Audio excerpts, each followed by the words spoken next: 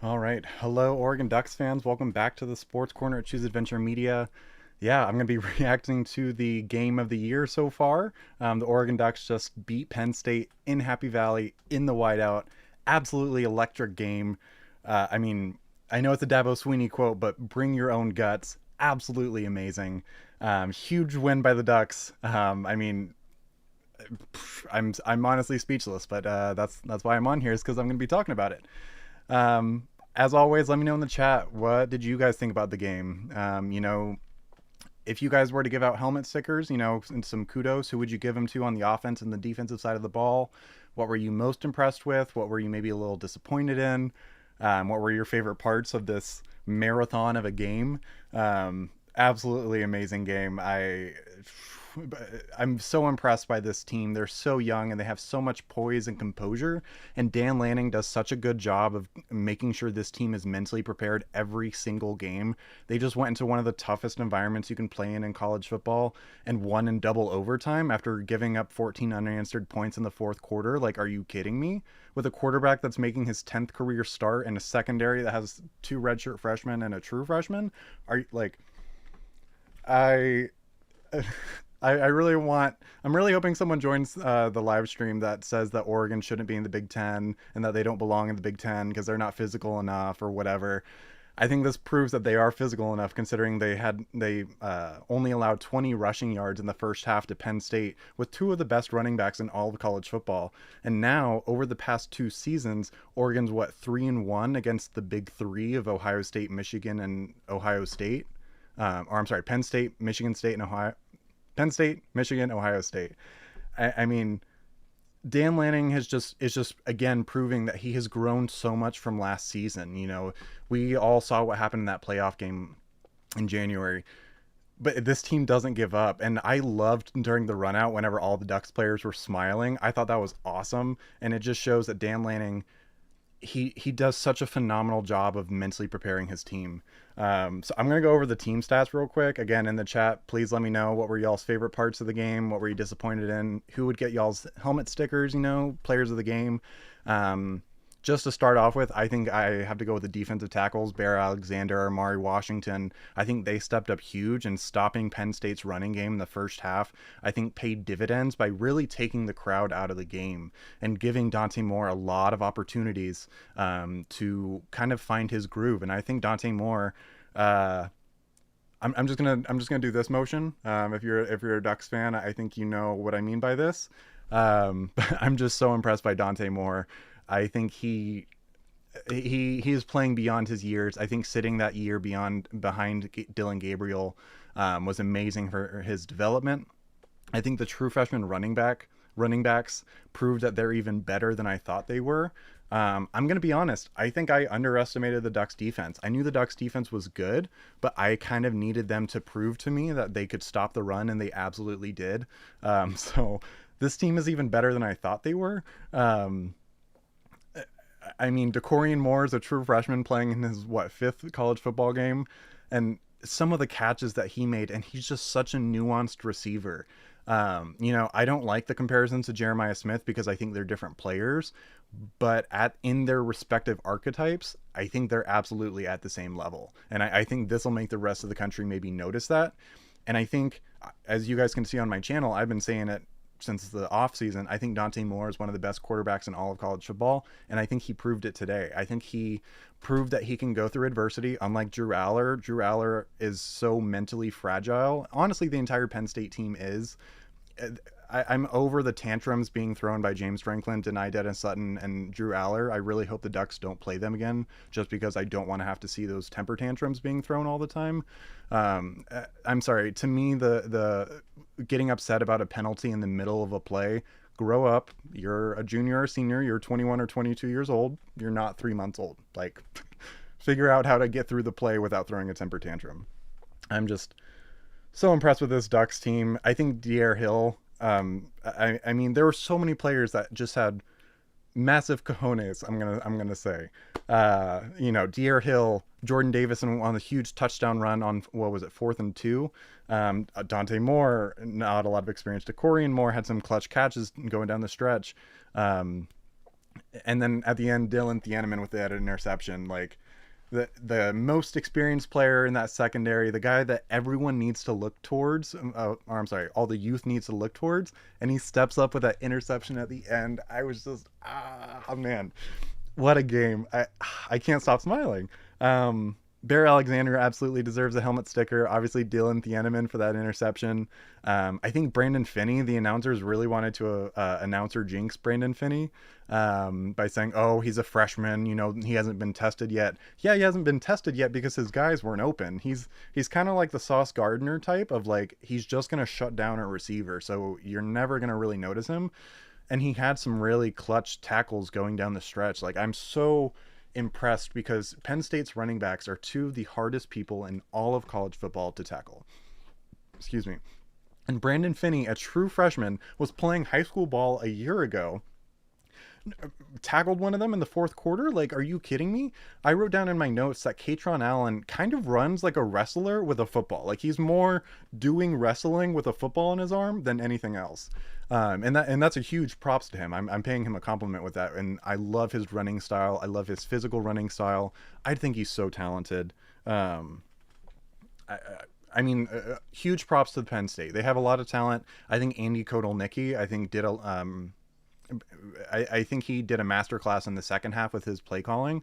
Um, the Ducks are just better. I mean, the Duck coordinators really showed that they are two of the best in the country. Dan Lanning proved that he's one of the best coaches in the country, and I really hope that this proves that he deserves to be in the conversations with the Kirby Smarts, with whoever else you want to throw in that category. Mike Elko is a really popular name this year. Dan Lanning is absolutely one of the best coaches in the country, and Oregon can absolutely win big games.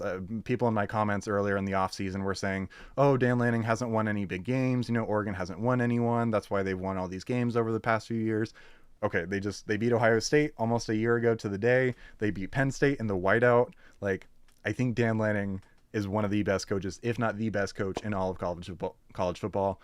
And it's actually a huge win for recruiting too. I don't know if any of you guys are really into that, but the 2026 offensive tackle 5-star Manny Ihenicho, Manny Ihenicho was actually in attendance on a visit at Penn State. It was a prior engagement before he was committed to the Ducks. He said that he would be attending this game. And it's huge to win in front of guys like that. And, you know, I don't know if any of you guys are on 3, but they've been saying that some of the Ducks 5-stars, like Anthony Tank Jones and some of those, are on flip watch, maybe going to get flipped. This is going to go a long way in keeping those guys in this class, that Oregon can go on the road in the whiteout and win a big game with a lot of young talent. If I'm a high school recruit and I'm seeing that Oregon can do this to Penn State, which is a really experienced team, and win on the road in a really tough environment, and Dan Lanning can get me ready to play in that tough environment, and if I'm good enough, then I can get on the field and play in that amazing tough environment, I'm absolutely going to Oregon. Like I think this win could actually flip a bunch of guys that, you know, maybe are going to a Georgia or an Ohio State that they may not get on the field right away. And Dan Lanning is proving that if you're good enough, you're going to get on the field. And I just love the mentality that this team plays with. They take such pride in blocking. I want to talk about Kenyon Sadiq for a second. Kenyon Sadiq, I think in my last live stream or 2 live streams ago, I compared him to Kyle Pitts, the former Florida tight end and current Atlanta Falcons offensive weapon. And he is absolutely just as much of a receiving threat as Kyle Pitts, and being very nuanced at a very big size at the tight end position. But Kyle Pitts didn't take pride in blocking. Kyle Pitts could block and can block, but Kenyon Sadiq and honestly everyone on this team, from DeCorian Moore to the running backs, Noah Whittington, Jordan Davison, De'Aaron Hill, they take pride in blocking. And I think that's just such a cool... That just makes... He's making blocking cool, and he's making doing the little things cool. And that's going to go so far in helping this team make a championship run. Again, I would love to hear from you guys in the comments. What did you guys like about the game? Who gets your helmet stickers? Who was the player of the game for you? I think a huge amount of credit needs to go to the front seven. I think they got a lot of credit from the broadcasters, and I think they're going to get a lot of credit for the job that they did in stopping those 2 amazing Penn State running backs. For most of the game. Let's look at the box score or team stats. I'm sorry. Rushing, Penn State had 139 yards rushing. I would absolutely take that. If you told me back in July that the Oregon Ducks were going to hold Penn State to 139 yards rushing in a double overtime game, absolutely. I don't know if I would have believed you, frankly. I don't know if I would have believed you if you told me that a week ago. I was very skeptical that the Ducks' run defense was going to improve to what it needed to win this game. Honestly, I was kind of already looking. I'm like, you know what? There's some more opportunities throughout the Ducks' schedule to get a big win. But Dan Lanning went ahead and got it now. He said, no, no, no. I'm not going to wait. I'm going to get this win right now. Absolutely love Dan Lanning. I'm so happy that he's the Oregon head coach. I think he fits the culture of Oregon so much. Let me know in the chat if you're from Oregon or if you're familiar with the culture here. But the whole state just loves him. I saw a Reddit post, I think it was last week, and they were saying, like, basically, like, which if you go 9-3, which coaches wouldn't be on the hot seat, kind of indicating like that the fan base loves you. And I think that's the Oregon Ducks loving Dan Lanning because he just fits the culture so much. This community and this fan base is just so amazing and so positive, and they see what he's doing and the long-term impacts that he has. And I think that's so important in today's era of college football. Is continuity is so important. Just because you fire your coach, okay, then all your players are going to transfer and then it's going to be a rebuilding year the following year. But Dan Lanning has done such a good job of building this program really from the ground up, and he fits the culture of the fan base so amazingly. I think the athletic director at the University of Oregon did an amazing job on this hire and landing Dan Lanning and keeping him, from the Alabama job. I don't know how close he was to taking those a couple of years ago, but nonetheless, he's still in Oregon. I think he's here to stay. And obviously Oregon fans are very excited to have him. So in the first half, my notes on the first half were, I was a little concerned that Will Stein was, instead of, he was doing a phenomenal job of avoiding long third downs. I think in the first half, I think they averaged about 5 yards to go, maybe a little bit less on third downs that they went 2 for 10 on. But I don't know if on first and second down, if he was ever really, this sounds bad, trying to get the first down. Like, I feel like he was playing a little conservatively and was so focused on not being in third and long that he maybe didn't open things up a little bit. And I think that's what happened in the second half, was that Will Stein did a phenomenal job of opening things up while still playing to the strength. And I think a big indicator of why the Oregon Ducks are better this year than they were last year is they were physically dominating Penn State. Like, offensive line, defensive line, they were flat out physically dominating these teams. And that's a big knock against these teams that come from the Pac-12, and the Pac-12 doesn't play physical football. Yeah. I mean, Dan Lanning, his team just basically, out physicaled one of the most notorious brands for being physical in all of college football. And I mean, physically dominated them on the road. Like, that's embarrassing, honestly. For Penn State, that's embarrassing. I always kind of thought that Penn State's defense was a little, I was saying that they were overrated. I don't know if they necessarily are. I think they got a lot of help from the crowd. I think basically the general public may have overrated Penn State's defense a little bit, but certainly people were underrating Oregon's offense and defense. I think Oregon went on to prove that they are one of the best defenses in the country. They held Drew Aller, one of the highest ranked NFL draft prospects, to 137 yards passing. And I mean, only 20 in the first half. 20 yards passing and 20 yards rushing. That was Penn State's total output in the first half. Like, are you kidding me? Like, that's just incredible. And I'm so impressed with De'Aaron Hill. Let me know what you guys think about this in the chat. I think they may have been limiting De'Aaron Hill's touches in the first 4 games just a little bit to kind of hide him from Penn State, because he's so wiggly. Like, I think he proved in my previous live streams, I've been saying that the Oregon Duck running backs, they're all so good and they're all kind of good at similar things. We didn't really have that explosive, wiggly, sorry, I keep reusing that term, but elusive, make a guy miss, lightning kind of thing. Noah Whittington is very, very quick, but he plays with a lot of violence. He's always seeking contact. But I think teams need that explosive threat. And De'Aaron Hill, he's not a toothpick. He can take a hit. I think he proved that in the fourth quarter when he had those or I think the first run was about 11 yards, and I think the second run was about 8 yards. He finished those runs by trucking a defender. So he proves that he's not just that lightning mentality, but the Oregon Ducks are set up so well, and I know it's been beat to death, but they are set up so well for the future at the running back position.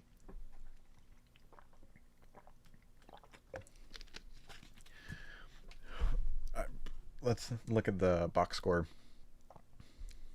Oh, and then I also want to talk about again, this just goes to the credit of Dan Lanning and the mental preparedness that he had to have instilled all offseason to prepare the team for that. What was it, a 15 or 16-yard play where Penn State ended up ultimately tying the game? They were tired. Like, that's a long drive. They took, 7 minutes off the clock? And, just physically grinded down the field. Katron Allen was embodying what I said earlier this stream of a wrestler with a football of, he just kind of is wrestling people and happens to have a football in his arm. The defense was tired, and huge credit to them that they were still fighting every single play. And then they gave up the touchdown. It's a tie ball game. Everything is going against them. The momentum is completely in Penn State's direction. The fans are back into it. Like, you could be so defeated that the fans were taken out of it completely, and then you just gave up this big, long touchdown drive, and you gave up a big explosive play on the drive prior. But they don't quit. They don't give up. They're tough. And they proved that from the very first snap of this game. You saw them having amazing communication on defense and on the offensive end. I'm very impressed with Will Stein. I watched a lot of SEC football in my day, so I've seen them all play in the Death Valleys and the Bryant Denny and Between the Hedges and in the Swamp. And I think this is probably the best example of playing in a loud environment at night and having very minimal procedural penalties. There was a one false start on Jamari Johnson. I think there was a false start on Kenyon Sadiq also in the first half. Other than that, that's all I can really think of. There were a couple bobbled snaps, but that had nothing to do with the crowd. And then Jamari Johnson with the Andy Reid special, and what I'm referring to on that is in overtime, the play that the Ducks scored their first touchdown in. That kind of shovel pass that's an Andy Reid, head coach of the Kansas City Chiefs. That's a play that he has essentially trademarked over the last 15 years. If you watch any of the Chiefs' recent Super Bowls, kind of in that exact same range, that inside the 5, that's a very classic play that they'll run. And obviously that's been very successful for them. But Jamari Johnson, first of all, it's a great play that kind of got blown up by Penn State. But Jamari Johnson made that play. He was kind of getting knocked when the pass was thrown to him. That huge spin move to cut back against the grain of the play. Like, Jamari Johnson, throughout the game, I was a little disappointed in him. But he absolutely made up for it there. This team is so young, and I know I keep saying it, but I just... The main word that keeps coming to my mind is just composure. And I think that proves that Dan Lanning took what happened in that Ohio State game. And whether you want to credit that to the long layoff between games or whatever you want to attribute it to, this proves that this team will not do that again. That will not happen again. Dan Lanning has grown from that experience. And this entire team has grown from that experience. And even though there's technically less experience, so the secondary, there's the 2 redshirt freshmen and the true freshman starter. You have Dante Moore, who made his 10th start tonight, versus Dylan Gabriel, who played it in 56 games, something like that. Even at the running back position, they only brought 4 running backs to this game, and 2 of them are true freshmen. And they didn't waver for a second. There was never 1 second where you looked on the players' faces and they kind of had the, oh crap, you know what I mean? Like, whenever the crowd gets into it or whatever. The entire game, I was also thinking to myself, like, the first turnover is going to decide this game. And whenever it was Noah Whittington down in the 5 before they reversed it, I was like, oh, that may be game. The Ducks had the momentum, but I really thought that could have been game. And technically, there was a turnover on the 2 point conversion, the interception that denied Dennis Sutton. But that this game was so tight and so contested. It was really, I was hoping that the Ducks were going to be able to generate a turnover, but I mean the defense was so stout. Like I don't know if they could have played a better ball game. Like if you want to get like huge credit needs to go to this defense. I think Matai Uiagalelei and Tatum Tuioti absolutely proved that they're two of the best edge defenders in the entire country.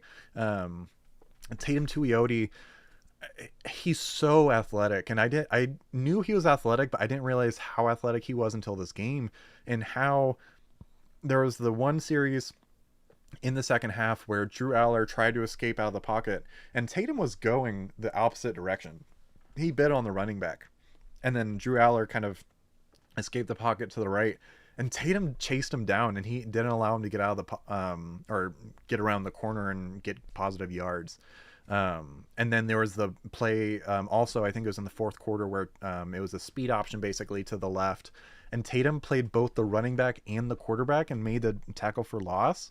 Like, such a freak athlete. And then you have Matayo Uiagalelei, who just puts on a master class in pass rushing situations. He also had some great run stops as well. But to see him go to work, on a passing down is just so amazing. I get so excited whenever it's a passing situation, a 3rd and long, and you see him just pin his ears back, and you almost see him like licking his chops. Like he knows he's about to get to the quarterback. He knows he's about to cause some chaos. And there's so many guys. Jerry Mixon had great pursuit on Drew Aller in the first half. You guys, I think if you guys have seen this, my live stream before, I have a huge player crush on Jerry Mixon. Absolutely love him. I think Bryce Betcher, again, is just solidifying that he's one of the best linebackers in the entire country. He's just phenomenal against the run. Really, for any young linebacker, young football player, if you want to know how to play downhill and how to stuff run plays, watch Bryce Betcher. Like, he is just amazing against the run. And watching Dante Moore and DeCorian Moore, the word that keeps coming to my mind is just elite. Again, we saw Drew Aller, who is one of the highest ranked NFL draft prospects or whatever. He was really inconsistent with his ball placement and has been all season, more so than last season. Dante Moore is so consistent, and he just, I was telling this to someone I was watching the game with. I said, the Oregon Ducks have had so many, this was before Penn State came back. The Oregon Ducks have had so many gotta have it plays, and they've been making them. Like, I was really concerned that they were going to run out. Like, the magic was going to run out. They're going to return to the mean in terms of being able to convert on these gotta have it plays, and they just converted. And the ball placement by Dante Moore and the arm angles that he throws with, I was so surprised, and I don't think the broadcasters gave him enough credit on that pass in overtime where Dante was scrambling out of the pocket and he throws to Gary Bryant Jr. and leads him up the field, and Gary Bryant Jr. kind of just dives and falls into a first down. Dante Moore absolutely understands where to put the football to give his guys the best opportunity to make a play, to get extra yards after the catch, and I don't think that gets enough credit. I think a lot of people, they see him and, oh, he's big, he has a strong arm, he's accurate, but he just understands where to put the football, and that's why Will Stein's offense so far this season has been so successful. Is because I think he has the understanding, but also the arm talent that I don't think Dylan Gabriel had. Dylan Gabriel, I think, had the understanding, but I think sometimes he lacked the arm talent, a little bit of arm strength or whatever. But Dante Moore has massive amounts of arm strength, massive amounts of accuracy. Like, I really hope he starts getting enough credit, because John McTeer has had an amazing year so far at Oklahoma. Ty Simpson, Julian Sayan's been impressive, but I think unequivocally, like, it's not even close. Dante Moore has been the best quarterback in college football. Like, let me know in the chat what you guys think, but I don't know if it's even that close. Carson Beck's had a few decent games, but it's like, if I'm looking at both as a college quarterback and as traits that translate to the NFL, Dante Moore by far has the most traits. He's the biggest. I loved the play where they had a quarterback spy. Like, that's exactly what they were supposed to do, and Dante Moore made him miss and was able to pick up or got close to the first down. how big is Dante Moore? He's a big guy. I know he weighs 206. Um, 6'3", 206. Like, he's so big, and that's just enough little wiggle to make a guy miss. Um, his mobility reminds me of like Drew Aller, or not Drew Aller, Joe Burrow, where it's like it's plus, and it's just so hard for a defense. It's just good enough that the defensive coordinator has to account for an 11th player. I think maybe I'll talk about that a little bit more now. Is part of the reason why rushing quarterbacks are so desirable is because it makes defenders defend all 11 players. They can't just key in on the running back. We saw that in the fourth quarter with Drew Aller whenever he started to keep it on those read options. I loved when it was in overtime, and Drew Aller didn't keep it on a read option, and Matteo, like, you heard him pop. Like, he got hit decently hard. He didn't wrap up or anything, so it wasn't a penalty, but I loved the pop that Matteo got on Drew Aller. Um, but it just makes you defend all 11 players, and it opens up everything else. One player being more mobile opens up everything. And whenever you're playing zone, you can't just focus on the wide receivers. You have to be disciplined and keep your eyes in the backfield and make sure the quarterback's not running past you. Um, I'm so impressed by Dante Moore. He so far on the year he has 962 yards passing, 11 touchdowns, and 1 interception, which was effectively a garbage time interception against Northwestern. Let's be honest. It's going to count on the stat sheet. Oh, and are they going to count the one at Penn State today? Huh. On ESPN, at least, they are not counting that one in double overtime. Um, hey, but so impressed with Dante Moore. I mean, he's top five in passing completion percentage, at least coming into this game. Um, where, sorry, what was Dante Moore today in completion? 29 of 39. That's insane. Like, in a top five matchup, 29 divided by 39, 74% completion against the number 6 team in the country, who, granted, they hadn't played anyone, but they were only allowing 5 points per game, and the Ducks just put up 30 on them. And Dante Moore, 29 of 39, which a lot of his passes in the first half were a little bit more, closer to the line of scrimmage. However, in the second half, they opened it up, and he does such a phenomenal job of getting through his reads. And what I mean by that is, a lot of college quarterbacks, they are taught, they come up to the line of scrimmage and they say, okay, I have 2 receivers over there and 2 receivers over there. I like the matchups better over there, so I'm going to read it. If I'm going to go 1, 2, if none of them are open, I'm not going to look at the left side of the field. I'm just going to run. And that works very well for a lot of college quarterbacks. Sometimes they get knocked for it whenever they're going through the NFL draft process. But Dante Moore proved tonight that he can go through 3, 4, 5 reads consistently, and whenever the pocket gets muddy and whenever there's guys not that far away from him, your guys are crashing down on him, he stands in the pocket and goes through his reads. Like, that's so hard to coach. And I don't think the broadcasters were doing a good enough job of highlighting that. He had some really muddy pockets because Penn State is very talented. You're not going to keep your quarterback completely clean against a team like Penn State. Did they actually allow any sacks? I don't know if ESPN will say that. I don't think they did. I can't remember any sacks. Let me know in the chat if you guys remember Penn State getting any sacks on Dante Moore. 29 of 39 for 3 touchdowns. He absolutely needs to be in the Heisman discussion right now. He's playing by far the best out of any quarterback in the country. This is one of the best offenses in the entire country. De'Aaron Hill had 10 carries for 82 yards, 8.2 yards per carry as a true freshman. And he had some long runs. He had a 24-yard, but then he had like 2 10-yard rushes. So huge credit to De'Aaron Hill for coming up clutch in such a big game. Dante Moore with 35 yards rushing. That's actually huge. I don't know if you guys know, but rush yards in college, sacks count as negative, which I just said actually he didn't have any sacks, so never mind. Yeah, I agree. Quinoa Lamar, he struggled a little bit tonight. He did really well in the first game, but especially now that we have De'Aaron Hill, I agree. I think De'Aaron Hill is kind of that speedy, explosive guy that they were using Lamar for earlier on in the year.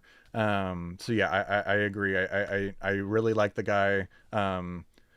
Also in overtime, I think that absolutely should have been targeting. I get it's not the letter of the law, but I'm sorry, using the top of your helmet, I don't care that's a few inches off, to take the head off another player. How is that not targeting? Like, that's where rules sometimes really bother me, because it's, yes, is it not to the letter of the law? Technically, no. But you still are causing, like, you're increasing the likelihood that a concussion is going to occur. He was going down. There was another player on top of him. There's absolutely no need for him to even hit. Like, I think at the very least that should be unnecessary roughness. Um, but I digress. Um, yeah, Jaden Lamar, he started a little bit tonight. 7 carries for 17 yards. Um, yeah, I agree, Quinoa. Thank you. And I didn't agree with the broadcasters. I always interpreted that the crown of the helmet was here, like where a crown would be on your helmet. Which, granted, maybe I mean, the ref guy, referee, um, guy that they typically have on these broadcasts that know the law, the rule word by word. He probably knows more than I do. I'm gonna admit that. But I always interpreted the crown of the helmet, I guess I was wrong in this, as where a crown would be, like right here. And I've seen targeting calls get called where a guy lowers his head like that. And you see the lowering of the head. So it's like, if the guy was a foot behind him, his head would have been lower. And then it technically would have been targeting. Like, come on, get that out of here. Ends up not mattering. I guess ball don't lie. You know what I mean? But it's such a dangerous play that really needs to be taken out of football, that I was really frustrated that, okay, by the letter of the law, it wasn't a targeting, but um, Decorian Moore, 7 receptions for 89 yards, no touchdowns, but I don't think the stat sheet really covers that. And I know all you guys watch the game, so I know I don't need to explain that to you. But Decorian Moore's influence on this game was huge, and I'm more impressed with him every game. Um, Malik Benson was a little quieter than I thought he would be, but also it's just, like I said earlier, I think Will Stein had a very clear vision of what he wanted to do in the first half, and I think he did that. And I was so happy at the end of the first half for that. The 1 minute drill at the end of the first half, I think, was huge, where the Ducks had the ball with about a minute left, and kind of giving Dante Moore the opportunity to rev the engine a little bit. They picked up that first down, and then they hit Decorian Moore on a quick out route. And I really hope that they do that a lot more moving forward. And I think it really lays into the strategy that we're seeing with Will Stein, where in the first half he clearly wants to get the safeties up, get the linebackers up, get the defense to play really close to the line of scrimmage. And then Dante Moore does such a good job and has the arm strength to rip a seam ball up the middle or throw a back shoulder pass to Decorian Moore. I wish they would have gone back to that a little bit more, because they're so entertaining to watch, and Dante Moore does such a good job of throwing that back shoulder pass. But I'm not an offensive coordinator, and that's probably a good reason that I'm not. But oh man, I love watching those back shoulder passes, and that's another example of what makes Dante Moore so good. Is, for those of you that don't know, the back shoulder pass is so hard to defend, because either the cornerback is going to be behind the wide receiver and you can just throw a traditional go ball and your wide receiver can just catch it like normal. But whenever the cornerback is actually, ahead of him, if your wide receiver isn't fast or isn't fast enough to burn a DB, you can just throw a back shoulder pass, and then the DB gets basically punished for being faster or trying to stack the wide receiver and not allow a deep ball. So it's just so hard to defend. And I said it in my previous live streams, and I think it again is embodied tonight, that there's no defense for a perfectly thrown ball. And we saw that on the touchdown pass by Drew Aller, but we also saw it so many times by Dante Moore tonight. Like I mentioned earlier, in overtime, the pass to Gary Bryant Jr., there's honestly no defense for that. Like the arm angle that Dante Moore had to throw that at, the linebacker and the safety over top, Oh, I loved it. D Stigler 12. I can't stop smiling. What the game ended almost an hour ago, and I can't stop smiling. Also, so I waited probably about 30 minutes after the game ended to do this, and I have more viewers tonight. Does that work better for you guys? Like, or do you guys prefer it when it's closer to right after the game? Obviously, I really enjoyed talking to you guys, so that's why I want to have as many of you guys on here as possible. Um, I don't know why Dante Moore is not getting enough credit, especially since he was in the primetime game tonight. I feel like he's just not getting enough credit for being a Heisman contender. And as much as I don't want this to be true because I want him to stay for more years, he's he should be the top NFL draft quarterback prospect. Like I think really the only thing against him is experience, and I think maybe that is a bigger hindrance lately with guys like Anthony Richardson, Trey Lance. Is the NFL teams recently have been getting burned by guys with not a lot of college experience. Um, I'll know to look out for these now. First time catching live. Nice, welcome D Stigler. And then Quinoa, I was spamming the refresh button on YouTube to talk to someone about it. LMAO. Me too. I ended up the end of the game. I was watching it by myself in my house, and you know how awkward that is to be punching the air by yourself in your house. Oh man, it was. I felt a little ridiculous, but I know you guys will get me. I know you guys understand me. Um, oh man, what a game! I know I said it earlier in this live stream, but I love Dan Lanning's reaction. He craves these moments. I don't know if there's another coach in the country that's like Dan Lanning and craving these moments, craving the difficulty. Like he says, pressure is a privilege. Um, and my dog won't come near me because I was so excited. Love it. Uh, that's funny. I've been there before. There was no dog around this time, but I've been there before. Um, it was taking all of me not to scream, yell, jump, all that. I settled on a punching in the air. um but I'm so impressed. I mean, so the Oregon Ducks are ranked sixth, right? And then so they just beat the number three team. Did I don't think any of the AP poll week 5 college football, I don't think any of the guys in front of Penn State lost, right? Any of the teams. Ohio State, they handled business against Washington. Miami, I think they were on a bye, and then Penn State just lost. LSU lost to Ole Miss, and Georgia just lost. So at the very least, the Ducks will be at the ranked number 3. And I think Oregon's win against Penn State so far is going to be a better win than Miami's against Notre Dame. So I think, excuse me, I think Oregon should very well could be ranked number 2.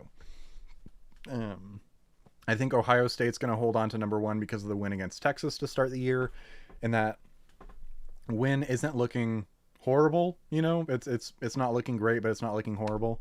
So Oregon at the very least should be ranked number 2, if not number 1. But also the AP poll sucks, so that may go out the window. What are the Heisman odds? I'm going to be curious to see what the Heisman odds do after this game for Dante Moore. Oh, I didn't check this before, but it looks like Dante Moore is now the on FanDuel Sportsbook is the has the highest odds to win the Heisman at plus 750. I don't know if everyone in the chat knows, but plus 750 means if you bet $100 on Dante Moore to win the Heisman and he wins, then you would win $750 as well as your $100 back. Carson Beck is number 2, understandably so. He's been putting on a great year. Jeremiah Smith, but all these guys are at plus 1,000, so a plus 250 gap. That's actually a pretty sizable gap. So man, and also, I don't know if you guys pay attention to other games. Oh, right, D Stigler? Me too. I wasn't expecting it to... I was he even on in the top 5 before this? TBH, I don't care about rankings anymore. As long as the Ducks take care of business, things will take care of themselves. I agree. The only rankings that matter are the playoff ones at the end of the year, right? I just... I'm... I don't... So if you guys follow like ESPN or CBS on social media, they put out these if the playoffs started today, these would be the playoff matches. And every single time I see who the Ducks are playing or who the Ducks next matchup after that would be, I'm licking my chops. I'm like, heck yeah, I would gladly take those games. I think Oregon is absolutely playing better than Miami, and Miami's probably the team that's so far been playing the best throughout this season. Um, but man, in the chat, do you guys think this year's team is better than last year's? I'm gonna go with very solidly yes. I think this team is a lot better. Um, Defensively, I think talent wise they're better as well. I know that's probably going to be a hot take than they were last year, but also I just think as a whole, I think this team is just more mentally prepared for anything. And I feel like with this last NFL draft and with this last graduating class, all college football teams, I feel like a lot of experience was lost from the sport. And that's because a lot of people were running out of their COVID years, and there was a lot of 6th and 7th year seniors that are gone. So I feel like this year in college football, there's a lot of fresh faces. Exactly, Quinoa. I was not expecting these true freshmen to be playing as well as they are. I had high hopes for Jaden Lamar, and I knew Noah Whittington, which I know they're not freshmen, but I mean, at the running back position, I didn't think there would be room for a true freshman. Um, I thought that the secondary was already going to be improved before I heard that they were going to be starting Brandon Finney Jr. Um, and also once Ife Obadegwu in the offseason kind of started taking over and doing really well, um, I thought they would lean more into the experience that they brought in with Theron Johnson, um, Jaden Kennedy, and Dylan Thieneman. Which obviously they do. Jaden Kennedy, by the way, there was really only one notable play that he made of he kind of blew up a screenplay, but that's what he's honestly one of the best in the entire country at doing. He's so physical and he's a phenomenal star slash nickel defender. He's never going to be a shutdown corner like honestly Brandon Finney Jr. is, or like your typical Revis Island kind of type guys. But I think Jaden Kennedy is such a phenomenal star and nickel player, and I think those are so fun to watch. I love watching nickel defenders. In the NFL, they're not valued as much, but in college, they're extremely valuable. Um, but I think Oregon has. Dan Lanning keeps saying not next man up. He says strength in numbers, and he just embodies everything he says so well, and that's why I think the Ducks have so many guys that are so good at if they need to playing down in the box and playing as a star nickel defender. We've seen it earlier this season with Dylan Thieneman. We've seen it with Kingston Lopa. We've seen it with Aaron Flowers. There's always one guy in the secondary. I can never remember his name. It starts with an L, I think. Not Kingston Lopa. Sione Laualea. Um, they're so. I think there's definitely guys that are better at it. Like Dylan Thieneman, I think it does a good job. But I think Jaden Kennedy is probably the best kind of star defender, and Aaron Flowers does a very good job as well. But my favorite DBs are the ones where you don't, right? Like Brandon Finney Jr. Like the announcers were really trying to announce or jinx him, right? But again, he was just doing such a good job of shutting down those Penn State wide receivers that they basically had to manufacture touches for those guys, but with those stupid little jet passes and that are essentially extensions of the run game. Um, but yeah, I mean, I think we can all agree Brandon Finney Jr. probably the name we heard the least today. The only time I remember hearing his name or when the announcers were trying to announce or jinx him, or on that big tackle, I think it was on Katron Allen in the either fourth quarter or overtime. Um, has anyone heard any updates on Dalen Austin? I know he went out in the first half with a hand injury. I hope um, I hope he's okay. I'm also so surprised with the athleticism and the versatility of a guy like Blake Purchase. I think Blake Purchase played out of his mind today, which after the first game we had seen Blake Purchase's involvement kind of go down a little bit. But he played extremely well today. He can play pass coverage on tight ends, and Penn State has really good tight ends, so he played good pass coverage. And so I just love that Dan Lanning is modeling Oregon just like a team like Georgia, except with a better offense, frankly, and a more fun offense to watch.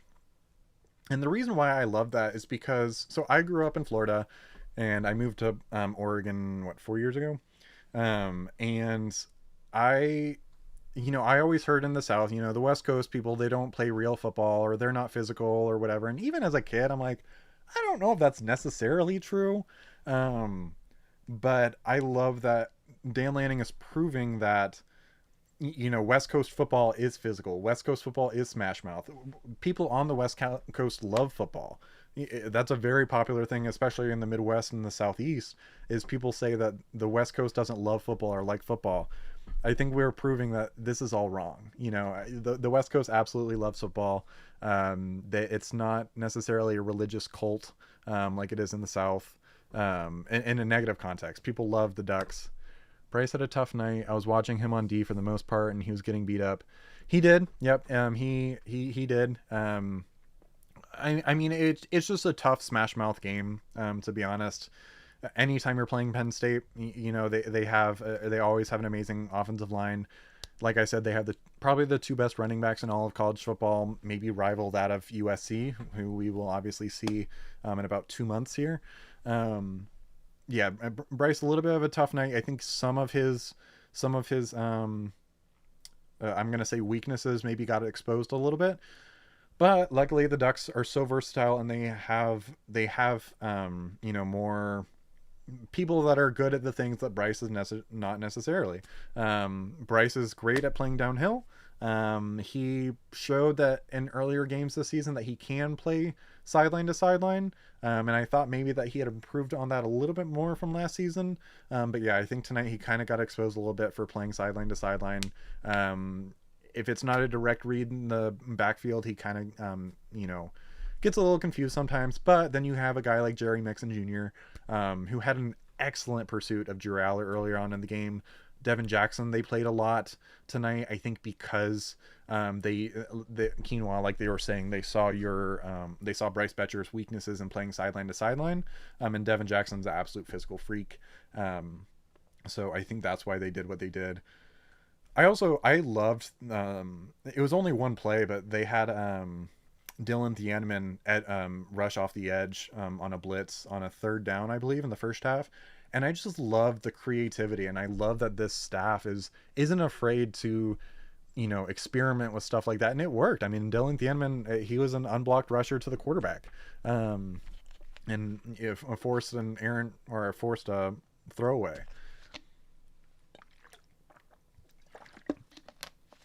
Who else were you guys impressed with tonight or a little disappointed in?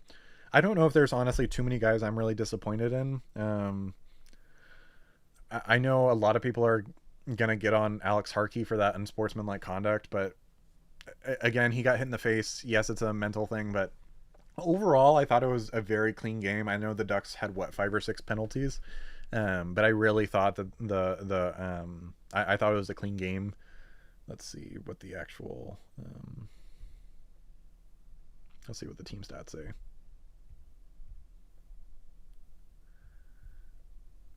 Let's see, penalties. So the Ducks, it only says 4 penalties for 34 yards. Is it really only 4? I thought it was a little bit more than that. So I, I don't think that's going to get mentioned enough as Dan Lanning preparing his team, especially with that Northwestern game and all the penalties that we saw there. I was very hesitant and I was a little worried that the Ducks were going to struggle with penalties this year, but going on the road in one of the toughest environments you can play in and getting 4 penalties, like amazing. A huge credit to Will Stein. I think he's going to get a phenomenal coaching job after this year, but we still have to get through this year and we get him through the rest of the year, so go us. Third down efficiency. So the Ducks ended up they were 2 for 10 in the first quarter, or I'm sorry, first half, and then ended up going 4 of 8 in the second half. I think that's huge. Mostly excited for Hill. That boy needs to be RB1. He is so impressive. I agree. I think I trust Will Stein to use him in the ways that allows him to be his best. And I love the mentality of rotating a lot of guys in. Yes, it may hurt their overall stats, but I love that they're playing Tier Hill, Jordan Davison, Noah Whittington, Jaden Lamar. Who else? Who are the guys that didn't travel? They didn't bring Mackay. Who did they not travel with this year? Stats. I don't know if Jay Harris traveled, but I think he plays extremely well. I think Dewan Riggs plays extremely well. Um, I also love the creativity that Will Stein will do. He'll hand the ball off to Kenyon Sadiq, or Jamari Johnson we've seen earlier this season. I just love the creativity that Will Stein does in getting the ball to his explosive playmakers, and the Ducks frankly have a ton of them, and I think this game proved it. Um, I think I think that's one of the things that makes Oregon really dangerous that not enough people are talking about is that the Ducks have so many explosive weapons, and you can't just key in on one guy. Like we saw in the first half, DeCorian Moore had a much more bigger impact, and then I think they keyed on DeCorian a little bit more in the second half. Um, but again, that was the Ducks had an explosive second half as well. So I think it just proves that you can't just key in on one guy. The Ducks are so versatile. You can't just shut down one thing. Like I think the the Ducks shut down the Penn State, honestly, the entire offense in the first half, but really the entire game they shut down the Penn State rushing attack, um, and that it proves that they were really crippled. And I think if you were able to shut down the Ducks running game or the Ducks passing game, I don't think it completely cripples them because of all these playmakers and having the ability for a quick swing screen out, on a trips left and a wide receiver screen to the left. Being able for that to be an explosive play, or a Dier Hill rush for 24 yards be an explosive play, is just huge and opens up everything else in an offense. So I'm so impressed with this team. I think it's obviously the game of the year by far. I was kind of watching the Alabama Georgia game in the background, but this game was much more entertaining. I was a little confused on why Lamar was in on the last drive. He looked a little overwhelmed in the moment, and there were so many backs that we could have in at the moment. I agree. Earlier this live stream, I said there was really no oh crap moments, but Jaden Lamar was kind of the closest on that last drive. And like you said, Quinoa, he by far struggled the most out of the backs today, or yeah, today. Especially with the miscommunication with Dante Moore on the handoff. I don't know who that was on. I don't know if that was on Dante. He was actually supposed to keep it, or if Jaden Lamar didn't realize he was supposed to keep it. But yeah, I agree. Lamar did seem a little confused. But we have seen that this team can improve drastically from week to week. So I trust that, if Lamar has a good week of practice, Dan Lanning's going to put out the guys who have the best week of practice. You earn your snaps. And so if Lamar continues to struggle, he's going to lose his touches. I have full confidence in Dan Lanning. And I think he's proved that with Mackay Hughes. Mackay Hughes was one of the most anticipated transfers of the entire offseason to any team in the country. And we have seen, and I've talked about it in multiple live streams, he's not getting the touches that everyone was expecting him to. I think that's another, probably one of my favorite things about this team is that coming into the season, I think we all kind of anticipated, we were like, maybe DeCorian Moore, maybe a breakout true freshman, catch, maybe get 400 receiving yards on the year or something like that. Jaden Lamar, Noah Whittington, and Mackay Hughes will have the running back room locked down. Theron Johnson, Dylan Thieneman, they'll have the secondary lockdown. But I think this team is better than everyone anticipated, and it's guys that no one was really expecting. Yes, we knew DeCorian Moore was really good. I'm not saying these guys are coming out of nowhere. They're not, one star no names. But I think I didn't think the spring game was actually going to be a good indicator of what this team was going to look like, and honestly, it absolutely was. I'm so impressed by DeCorian Moore. He's not just explosive; he's so nuanced. And I was thinking about it earlier today. I feel like there's been this renaissance of the wide receiver position. At the end of the 2010s, there weren't a lot of good wide receivers, and I feel like lately there's just been, going back to a few years to Jamar Chase and Justin Jefferson with LSU. And then we're seeing now guys like Jeremiah Smith and Decoreen Moore. These guys are just freaks, but also just so nuanced, and it's so entertaining to watch the time and the effort that they put into the releases and the timing. Um, and Sorry, I'm kind of bouncing all over the place, but Kenyon Sadiq proved that. There was a third down, I forget what quarter, but he was running just a quick slant, and instead of running a few more steps before turning his head, he turns his head around immediately because it's a third and short. And just understanding situational football, I think, is one of this team's biggest strengths that maybe wasn't the strength last year. There were a few times where I think we can all agree that the Ducks were lacking a little bit of situational awareness. Um, and I throughout the regular season, I thought, okay, that can come back to hurt us, in a close game. It ended up not last year. But that's just another strength that this team has gained this season. Is situational awareness is huge. Dante Moore, making his 10th career start, has such a nice understanding of the situation of a game and not making those mistakes. I can't say enough about Dante Moore. He's so impressive. Decoreen Moore is so impressive. He only has 207 yards on the season, but I don't feel like that captures his true impact. Let's see. Oregon, Penn State.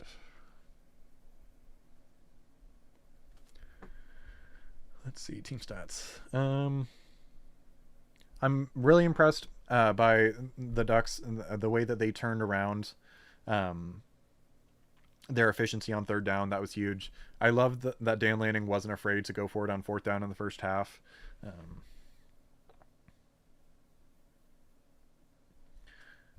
I was really impressed with the time of possession. I think Oregon did a good job of keeping the Penn State offense off the field, and that's exactly what you have to do to silence a crowd. I don't know if I ever thought that Oregon would be able to silence the crowd the way that they did. I'm going to be honest. I was also really disappointed that the Penn State fans at one point booed Drew Aller. I don't think they were even down 2 touchdowns yet. I think they were only down 1 touchdown at that point, and they started to boo him. Like, trust me, I don't like the guy. Um, Whoops. But and let me expand on that. I don't think he's big, he's strong, he's got a big arm. He can scramble and can run a little bit. He has great ball placement occasionally. I just think there's something just wrong with his mental makeup that I think will really limit him. I'm thinking a lot like Sam Darnold. And obviously Sam Darnold has been in the league for 8 years, and is now very successful with the Seattle Seahawks. That was so weird, right? Like, you're only down a touchdown and you're booing them. Like, I don't get it. You're 3-0 and you're in a top 5 matchup and you're booing your fan or your team. That's why Oregon fans are by far the best in all of college football. And I've been to a lot of college football games. I've been to a lot of different college football stadiums. Oregon Duck fans are by far the best. They're super awesome. They're super positive. I went to the UCLA game in 2022, where Dorian Thompson-Robinson was playing and Bo Nix, and so I went by myself, and it was such a supportive environment. And the people that I was sitting around were so friendly and nice. And as a diehard Nittany Lion fan, I love laughing at this bullshit. I heard your speed would blow my elite defense out. Wrong. We are and still going to the playoffs. Thank you for contributing to the conversation, Kevin Chandler. Yeah, I know a lot of. I did get one comment from a Penn State fan on one of my. I think it was on a short that said, "Who has the bigger offensive and defensive lines?" And I think we can all agree that Oregon kind of out physical you guys. I think we can agree on that. They did get pushed off the ball a decent amount, but and Dani Dennis Sutton is a grown toddler. I will also say that one. I don't get the mental makeup of Dani Dennis Sutton and Drew Aller and James Franklin. They throw a lot of temper tantrums, especially in the middle of plays, and I think there's just no room for that in the sport. Like, grow up. You're at least an adult, and you need to act like it. But yeah, we are, and you guys got bodied off the line quite a bit. Let's see what else. Drew Aller, 14 of 25. Overall, not bad. Yards per pass, 5.5 for Penn State. Um,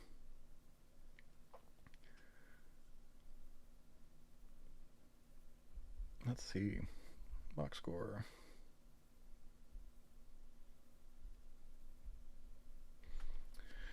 I was a little.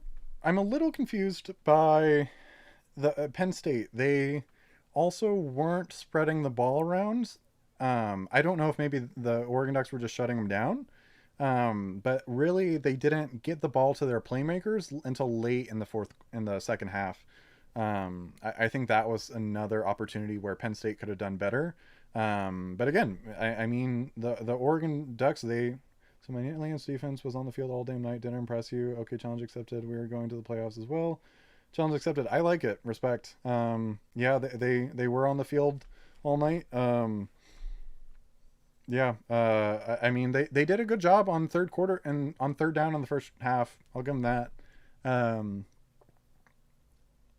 but your defense was also on the field all night because your offense couldn't do anything in the first half. 20 yards rushing and 20 yards passing. That's all I'm going to say on that in the first half. Um, I I mean, Penn State. I'm impressed with guys like Tony Rojas. I think he's really entertaining to watch. I love his athleticism. I think the Penn State defense is really smart. I love that you guys stole Jim Knowles away from Ohio State. I think that was impressive, and I think he's one of the best coordinators in all of college football. Um, but I mean, what James Franklin's what now 4-21 in top 5 matchups or top 10 matchups. Um, that's all I'm gonna say there. Um, and I think this proves that Dan Lanning is not in the James Franklin category of struggles to win big games. Dan Lanning is absolutely capable of winning big games and preparing his team for going through adversity on the road in the toughest environment in all of college football. Dan Lanning, there wasn't one single rallying, like the Tim Tebow speech in the 2008 national championship game, 60 minutes or 30 minutes for the rest of our lives, 30 minutes for the rest of our lives, or the I Promise speech after they lost to Ole Miss in 2007 and they went on to win the national championship, or I'm sorry, 2008. There was no single rallying cry, right? It's just from the moment that they lost to Ohio State and all throughout spring practice, all throughout summer ball, like Dan Lanning clearly does such a great job of absolutely mentally preparing this team that can't be faked, that can't be manufactured artificially. Like there's only one way to do that, and that's to know how to connect to your players, and that's how to. I agree with that one, quinoa. Um, and you have to practice what you preach, and I think Dan Lanning really embodies that. And I really hope that this puts the rest of the country on notice that Dan Lanning isn't like a lot of other coaches. Really, the only coach that I feel like is even in his category, in this archetype, is Dan Campbell with the Detroit Lions. And so I know I'm jumping a league, and that feels like cheating a little bit. And but I mean, even the broadcasters get it, and that's why they slipped Dan Campbell early on in the broadcast. Is because they are so similar in the way that they have such an amazing culture, and the way that they build their teams and the way that they get the best out of their guys, I think is so impressive. On top of being, phenomenal at schemes, I think in recent weeks it's come to the top of the college football discussion of what is Dabo Swinney at this point, right? And a lot of people online think that he's basically just a glorified cheerleader. That's what a lot of people say. That's not what I'm saying, but that is what he's been accused of. And I think Dan Lanning isn't just a glorified team cheerleader. He's not just a culture builder. I think he connects with his players a lot better than a lot of coaches do. And he's obviously very successful at scheme, considering he won a national championship at Georgia, right? And you can just see what every game means to Dan. He truly cares about every game, exactly, and I feel that even more strongly this year than he did last year. There were some times last year when the Ducks were up big and he would let some of the coachable moments slip by. But this year, not a single coachable moment has gone by that I'm like, Dan Lanning, like that's you should, that's a coachable moment, and Dan Lanning's absolutely on his guys. I'm so impressed with whatever he said, whatever he had to, whatever movie he had to show them to get them ready, smiling coming into Penn State tonight. Like, even when I was watching the walkout, I'm like, man, like I'm 3,000 miles away and I'm shaking in my boots. Like, I don't know what he did to make these guys smiling, jumping around, pumping the crowd up. But whatever he said worked, to get these guys ready to play. I heard all the shit through all the week that your Ducks were too fast and going to blow my Nittany Lands out. We are. Yeah, I mean, Penn State deserves a lot of credit too, for um, what's the term? You are the perseverance that they showed, in being down 14 in the fourth quarter, after not being able to move the ball, and they, kept fighting, kept grinding. Andy Kotelnicki did a phenomenal job in the fourth quarter. I think he's a very underrated offensive coordinator in the college football world. But I also heard that Penn State was gonna, knock the Oregon Ducks off the ball, and Oregon's not gonna be physical enough, and I think we all saw how that one went, right? And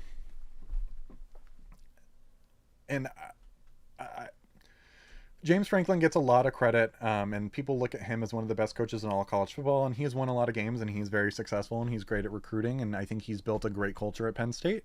But I really hope this win really elevates Dan Lanning, in the eyes of the college football world.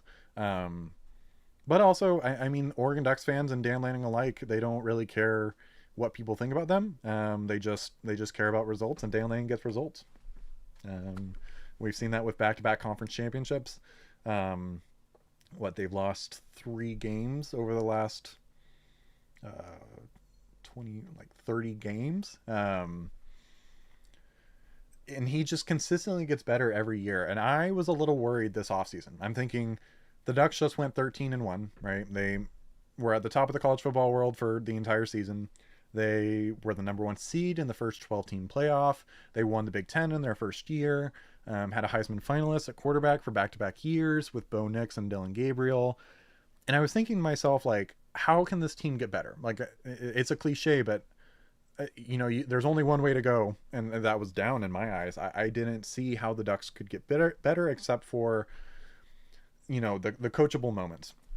But Dan Lanning is proving that they did get better. This team is so much more resilient. This team understands situational football so much better.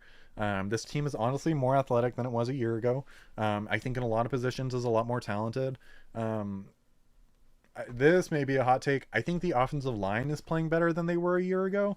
I don't know if that's maybe just who's at quarterback. I think Dylan Gabriel sometimes led his offensive line into trouble. But I mean, the offensive line, they had a first round draft pick last year.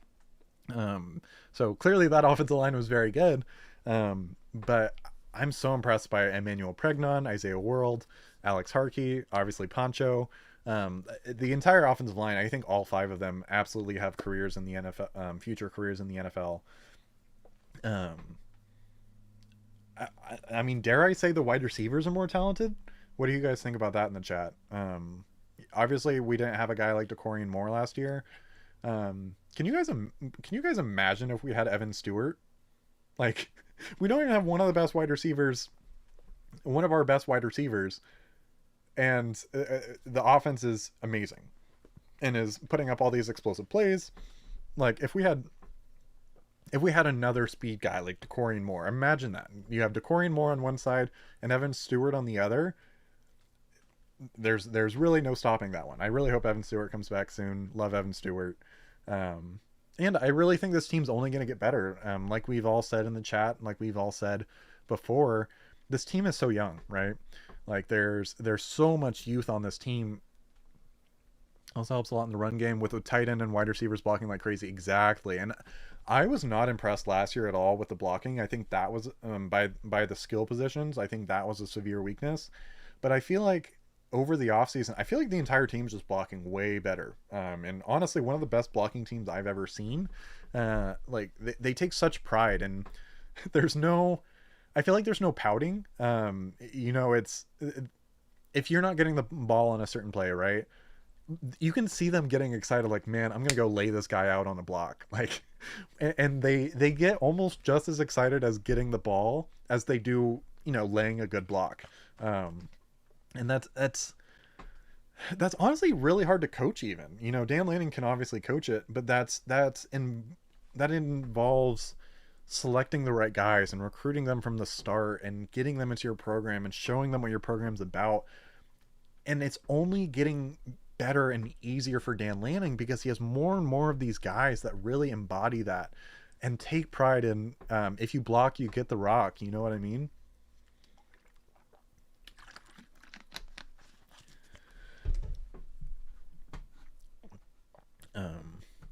I can't say enough about the resilience of this team. Giving up that big explosive play, and then they made Penn State work for every single inch. And credit Kevin Chandler. I don't know if you're still in the chat. Credit Penn State for grinding for every inch and every yard and every tooth and nail. And on that drive, there were so many gotta have it plays. And honestly, throughout the entire fourth quarter, Penn State had so many. If you don't get this play, that's ball game, frankly. And I think Penn State in the fourth quarter absolutely dominated that category. I think the difference in this game was that Oregon did it more. Throughout the first three quarters, I think Oregon did it more. But yeah. Moving forward from this game, obviously this puts Oregon in a really good position to moving forward in the playoff race and the Big Ten race. Oregon, who do they have next week? Next week's not Indiana. Oh, finally get a bye week. Nice. So the Ducks will be on a bye week next week, so no instant reaction for you guys next week. But then October 11th, I kind of wanted to go to that game, but I don't think I will. Big game, Indiana at home. College game day, end up going there. Especially Indiana is probably going to climb in the rankings after, beating Iowa in a tough one today. I also want to brag a little bit for a moment. I predicted the score to be 31-21, and I'm pretty happy with the 30-24 score. Granted, I didn't predict double overtime, but I'm gonna brag a little bit on my score prediction there. And then so Indiana, that'll be an interesting game, but then there's a few easier games at Rutgers and Wisconsin at home, knock on wood. So this just sets the Ducks up really, really well for the season moving forward. Obviously, we've already seen Dante Morris going to be in the Heisman discussion now, and that really helps that John Mateer at Oklahoma is out for a few weeks with a broken hand. I mean, if the Ducks beat Indiana, I think they launch over Ohio State to being the number one team in the country. I think they could certainly be argued. I went to every home game last year, but I moved to Tennessee this year, so I'm sad I can't be there. Man, that's a bummer. That's a bummer. Yeah, I've only been to one Duck game in this is my fourth season I've lived in Oregon. But I mean, it's just awesome, and it's one of the best environments in all of college football. The shout is one of the best traditions. It's just such a fun environment, and it's so family friendly. As weird as that sounds, football games in the South are a little bit rougher. If I had children, I wouldn't want to take them, I'm going to be honest. But it's just so supportive, and the candy launching in the air after the Ducks score a touchdown, and being able to go on the field after the players all clear. I think it just really speaks that Oregon is really about the fans. Outsiders love to say that, oh, Uncle Phil Knight just throws all the money, and Oregon can just buy whoever they want, and blah blah blah blah blah. But I truly think that Oregon, the fan base, and the players, and the athletic department as a whole, has one of the best cultures in all of college athletics. And I think I'd really hope the Ducks win a national championship just for Phil Knight and everything he's done for this program, and how much he loves being a Duck. Phil Knight is a he does a lot of really good work here in Oregon and across the world. Um, so yeah, let's see what else. Anything else in chat? What do you guys think? Anything else we haven't talked about? We've talked about a lot. Um,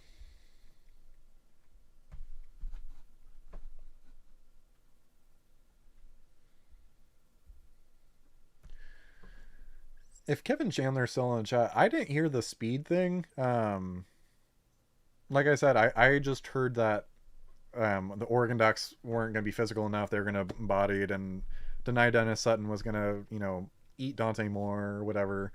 Um, I mean, the Ducks do have speed, but I really think this team is more physical than they are speed. They do have speed. Obviously, we've seen with explosive plays, but nonetheless, let's. I'm trying to think of anything else. Cool. So obviously, no instant reaction next week. I think I went to the UT Georgia game. Oh man, that's awesome. I was watching that game. That game was amazing. I went to the UT Georgia game. It was insane. Autzen is still my home though. Right? It's it's your first love. Neyland's a beautiful stadium. And for those of you currently on the live stream that don't know, Neyland is the University of Tennessee stadium. So you think your quarterback is a Heisman player? We are, and our elite defense shows everyone why. Yeah, but it's not just me. FanDuel also has him ranked as the number one Heisman odds. So it's not just me. It's not just some guy on the internet. There's some very smart people over in Vegas that are saying that. So not just me. But so yeah, Neyland Stadium is beautiful. It's the stadium at the University of Tennessee, and it's up on this hill, and it's beautiful, and it's huge.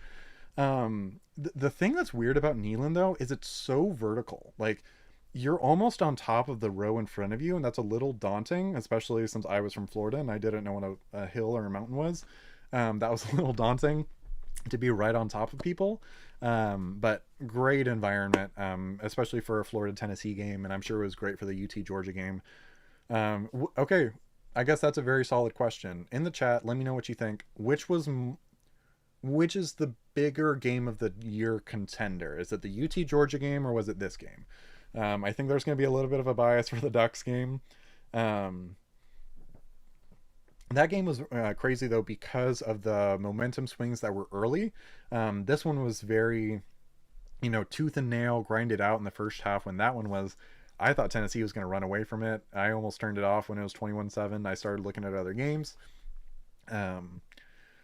But I'm personally not popular with the Tennessee fans. They don't care for me too much, so I wanted to keep watching that game, and I was pretty happy with the result. They disagreed with my Joey Aguilar takes, which Joey Aguilar has been playing extremely well. I think Josh Heupel's, I'm going to say Josh Heupel's system lends himself or lends a quarterback to being pretty successful.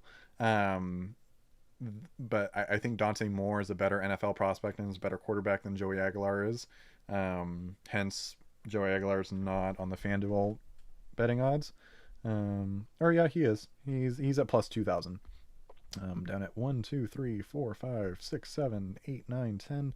He's 11th. So not bad. And I mean, it's still really early on in the season. I can't believe this was the 5th game and this is week 5. I think because of the playoff, I think this just feels the season is so much longer that week 5, and granted the schedules kind of lend themselves to this. We're still learning a lot about all these teams. I think Alabama is proving that they can turn it around. We saw Florida State get upset, but I don't think Florida State lost that game. I think Virginia is just a good team, and it was just a tough game on the road. Quinoa said Joey is playing so good, but I think the UT defense is going to let them down, unfortunately. I agree. Unless they get Jermod McCoy and their other DBs back, their defense is just injury ridden. Like it happened last year and it's happening again this year. I don't know what it is, but their defense is just getting eaten by injuries. I was wrong. I was not familiar with their defense coming into the year. They have some really good players. They have Tyree West. They have a Mui, I think, on the defensive line. They have a guy last name T-Lander that's very good. A Jermon McCoy. They have a lot of good players, but yeah, I agree. I think down the stretch, I need to see that team is able to play down the stretch. They still have some pretty challenging games coming up. Let's see the Tennessee schedule. Tennessee football schedule. So they have Arkansas at home coming up. That's a not a gimme. But by the way, I don't know if you watched the Mississippi State Tennessee game. That was an amazing game earlier this afternoon. So they have Arkansas at home. That's not a gimme. Then they have Alabama on the road. They get Oklahoma coming to their house, and then they have to go to the Swamp, and that game's going to be as a Florida Gator graduate. I don't know how that game's going to go. And then Vanderbilt will visit them at the end of the year. So I mean, they have they have 3 ranked games left. Arkansas is a decent team. You know, they can turn it on any given Saturday. I think Florida is honestly a very talented team. I think Billy Napier, the head coach, is just not capable of getting the best out of his players in a way that Dan Lanning is like. I don't know if I necessarily agree that the Gators should fire Billy Napier, just because I think continuity right now in college football is so important.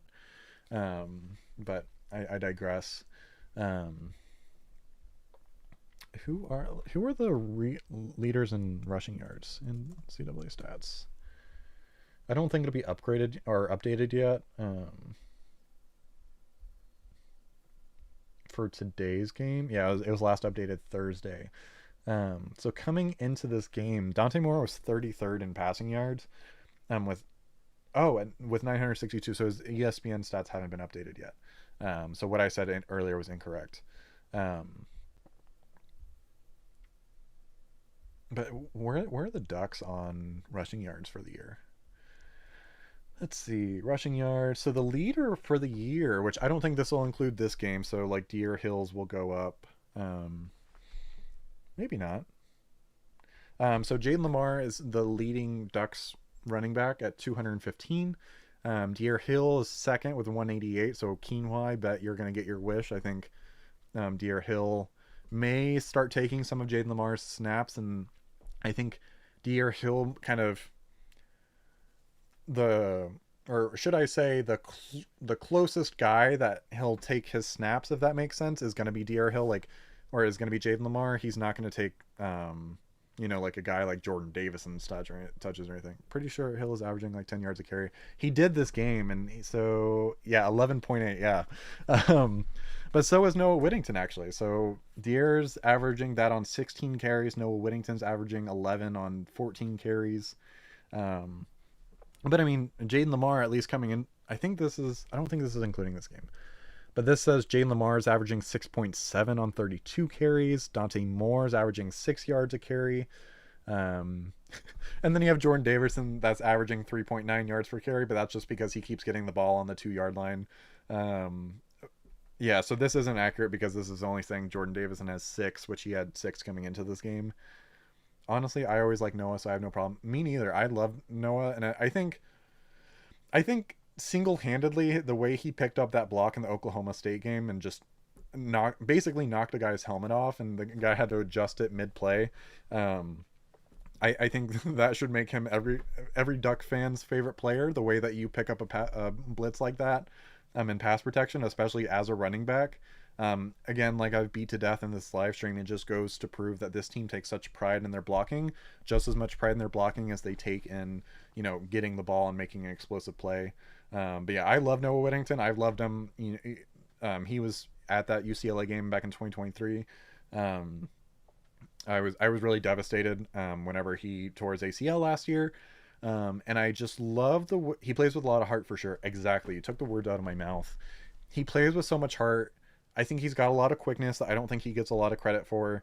And he's quick, but he also plays with a lot of violence. Kind of like the way that Bucky Irving is playing in the NFL and the way that he played for the Ducks. I think they actually came in the same transfer portal year, if I remember correctly. But yeah, Noah Whittington, one of my favorite Ducks players, honestly, of all time, just because he runs with so much violence and he plays with so much heart, and he clearly cares. I've heard a lot of stories about, just the team player that he is. Um, and then for receiving, oh, okay, yeah, sorry, I was mixing up more and more. Decorian Morris, the leading receiver with 207 yards, at least coming into the Penn State game. Malik Benson has 201 yards. Kenyon Sadiq has 155 yards. Um, did Jeremiah McClellan, was he injured? I should probably know that. Jeremiah McClellan. I was a little excited about him coming into this game. I think the best thing Noah can do is learn a little patience. He does too much too fast sometimes. I agree. Yeah, that's a great point. Um, he plays very fast and sometimes he plays too fast. Little too much speed kills. Um, but was he in? Was Jeremiah McClellan injured today? Does anyone know? Jeremiah McClellan.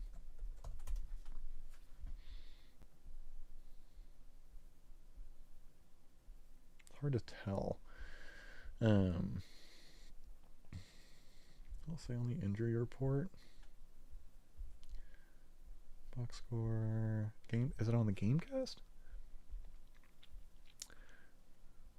Oh, okay, he was just a little quiet.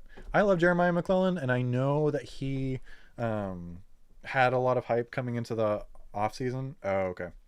Um, oh, I guess I could check the box score. That's a good point. No receptions. And then the Gamecast on ESPN is not saying injuries. I wish there was like an NFL level like injury report, and I know that's a hotly contested topic or whatever. Um, oh, I just saw this because I've been on the live stream. I'm not watching the video, but Dan Lanning calls Dante Moore the best quarterback in college football. Obviously, he's a little biased, but Dan Lanning, I don't think would say that unless he actually believed it. So I think he's just preaching to the choir there. I think Oregon Duck fans already knew that. I think at the very least, the casual Oregon Duck fan knew it from the very first game. But I think a lot of diehard fans knew that from the offseason.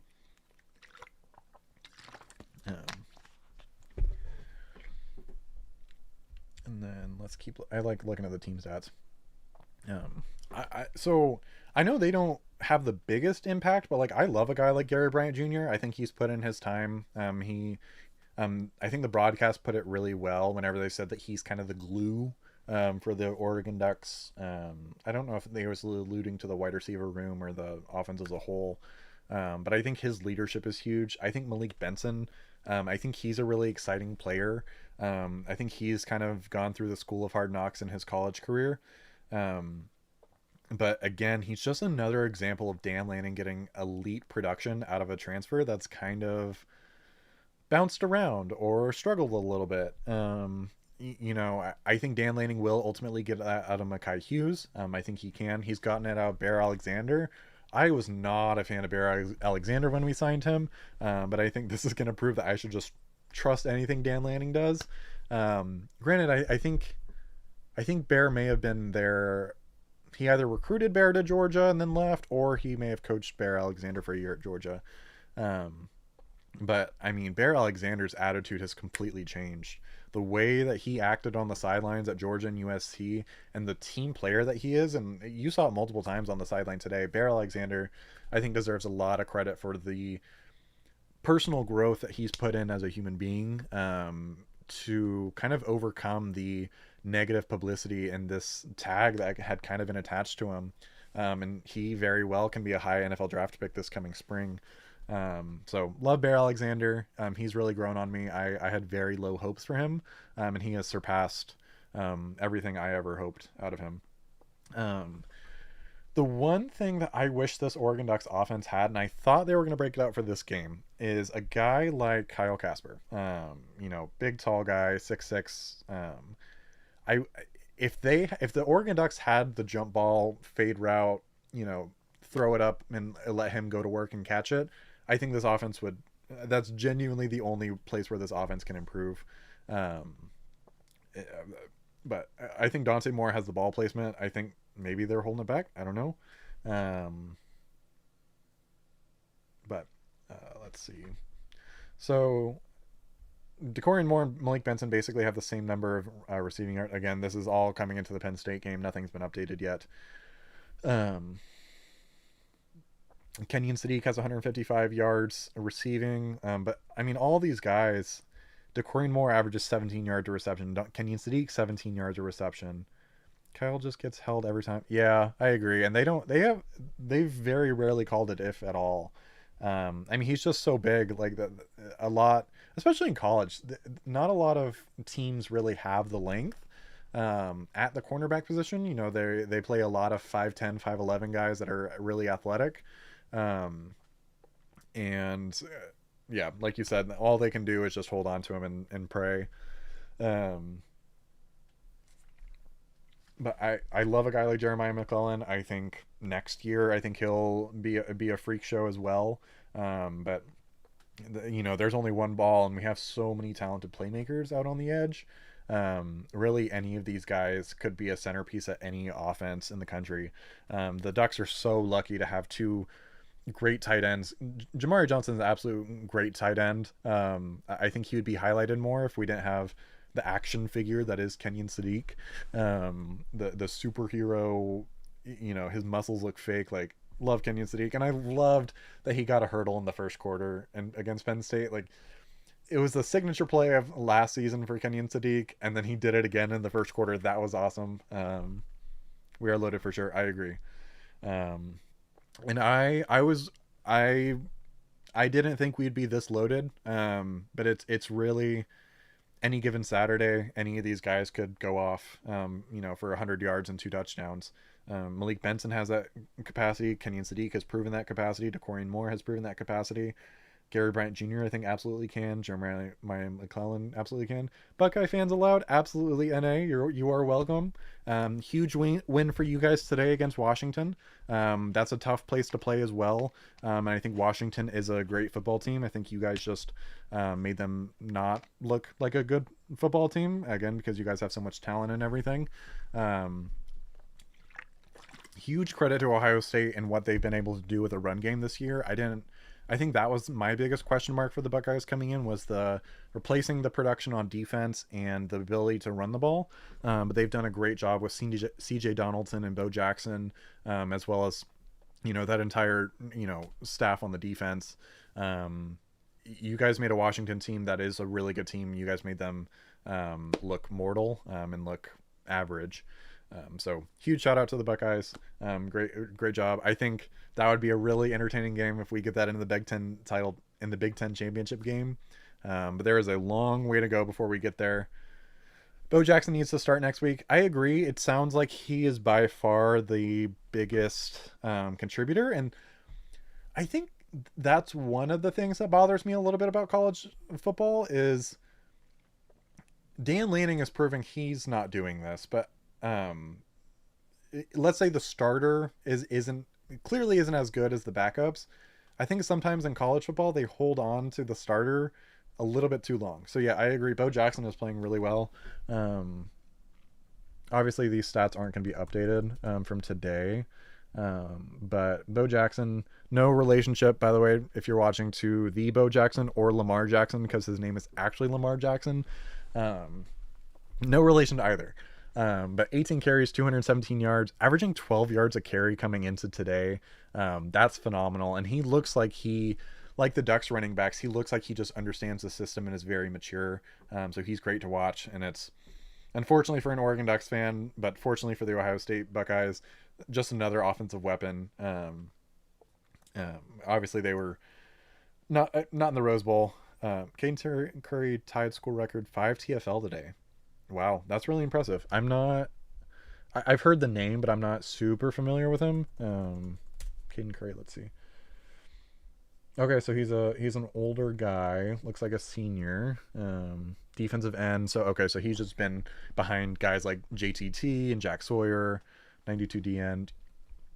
6'3", 260, so big. Wow, coming into today, he had 0 Or no, I'm sorry, that's not correct. Okay, so it looks like he's played a little bit throughout the years and kind of that typical um, typical Ohio State mold of they really do have homegrown talent. A lot of people love to say that Ohio State bought their team last year and that they were all transfers. When I think everyone in this chat and this live stream knows that really the only transferred contributors were Caleb Downs and Will Howard, and they're obviously Quinshawn and some other guys, but they were mostly homegrown talent. Um, how is NA? How is Bo Atkinson doing? I was really excited for him coming into the year, and I just haven't had a chance to watch a lot of Ohio State football. Bo Atkinson was a transfer from North Carolina and was one of the most sought after edge prospects and transfer portal prospects in this of the offseason. So didn't do. Oof. Sorry to hear that. Not really. I'm as a Ducks fan, but it's all friendly. We're all friendly here. Caden McDonald's been doing well. I was listening to the Washington game a lot today. Heard his name come up a lot. Hear Zion Grady's name a lot. I think Caleb Downs is one of the more entertaining players in all of college football to watch. Ducks fans that are familiar with both, where do you think Dylan Thieneman? Do you think he's an accurate comparison to Caleb Downs? Um, had play of the game, McDonald, sack quarterback. Nice. And that he's a tough guy to bring down. Damon Williams, all the Ducks fans know playing him the last year. He's a tough guy to bring down. He's very mobile. He's slippery. I'm really high on Damon Williams. Like, this Washington offense is very good. Under Jed Fish, the head coach for the Washington Huskies, quarterback Damon Williams is very talented. And they have Denzel Boston, a very talented wide receiver who he was behind Rome Odunze and their other NFL guy. And learn from them is just really put in his time, and he's very talented. I made a short on him earlier on in the offseason. This is a very good Washington offense. And again, Ohio State just stifled them. I'm so impressed with Ohio State's red zone defense. That's going to be a major key.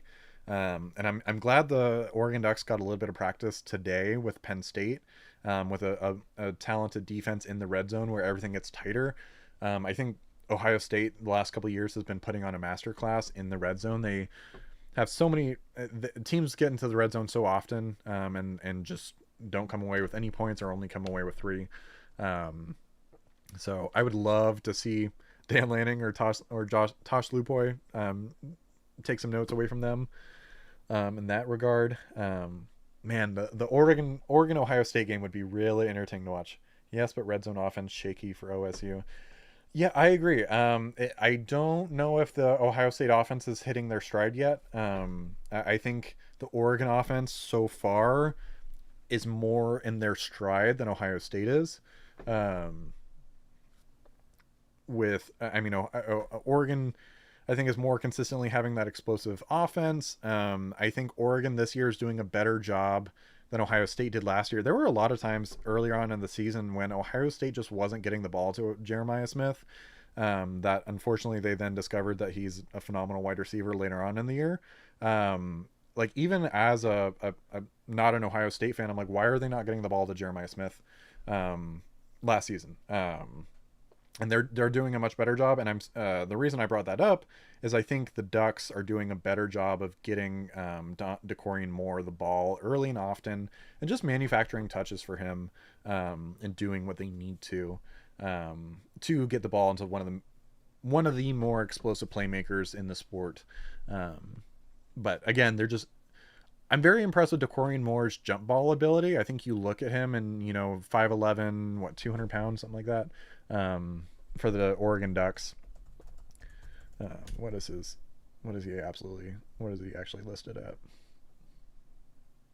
5'11", 195. He's a decent jump ball option. He's shown on the on back shoulder passes that he's not just a guy that you have to get him the ball on underneath routes or slants or wide open seam balls or anything like that. He at 5'11", he can absolutely play on the outside. I don't know if how that projects to the NFL, but at least in college, he certainly has the jump ball potential and the jump ball ability to play on the outside consistently, especially with his speed. He's so dangerous out there one on one.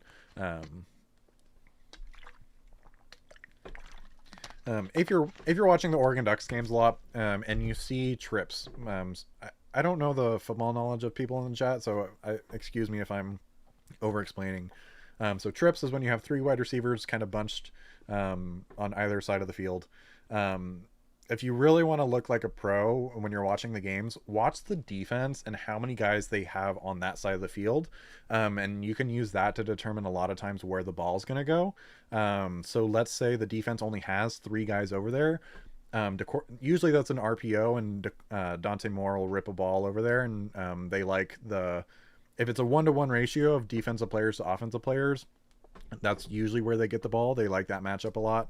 But if you see 4-over-3, meaning they have a safety cheating over or whatever, then typically that's when they'll hand off the ball. If you want to impress your friends, you can act like you can see the future with that one. It also opens up a lot of opportunities on the opposite side of the field if they do go 4-over-3. But particularly this year, I've noticed it a lot.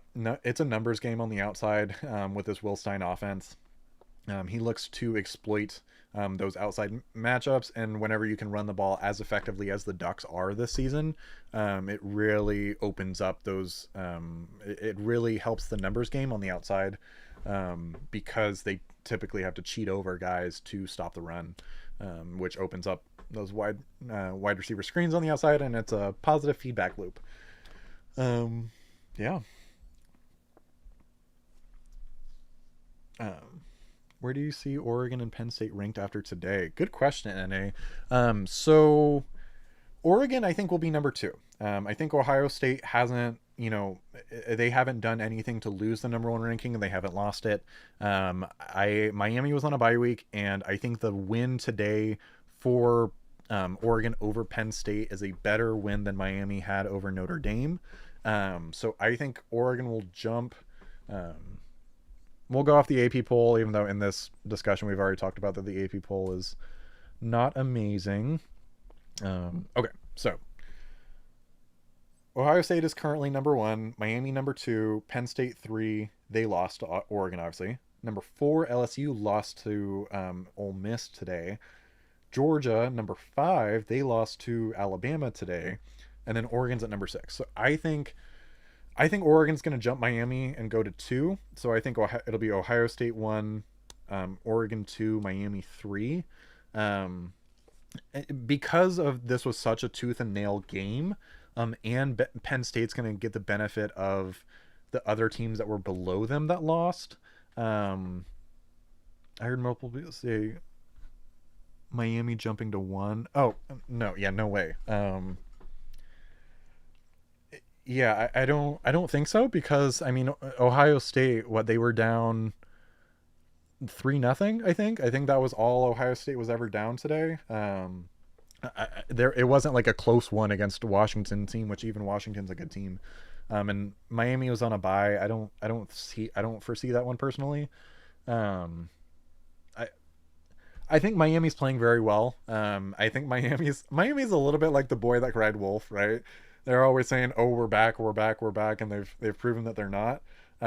This year, I think they finally have the defense, and I think Carson Beck has kind of rehabbed. He's come back a little bit, and they have some good playmakers. Obviously, with Tony down there, he's a dangerous playmaker. So I think Miami can be a dangerous team as the season progresses, as long as they honestly don't pull a Miami and lose to like a Duke like they typically do or whatever, or a Syracuse last year. So I think it'll be Ohio State 1. I think it'll be Oregon 2, Miami 3. And then the question is, where do you go with these teams that lost? So Alabama beat Georgia. I don't know if they jump all the way from 17 to 4. Man, this is tough. This is a really good question. Thank you for asking it. So Ole Miss is 13. Florida State lost and they're 8. I mean, they may move Oklahoma up to 4, because they got a big win So they didn't play today. Yeah.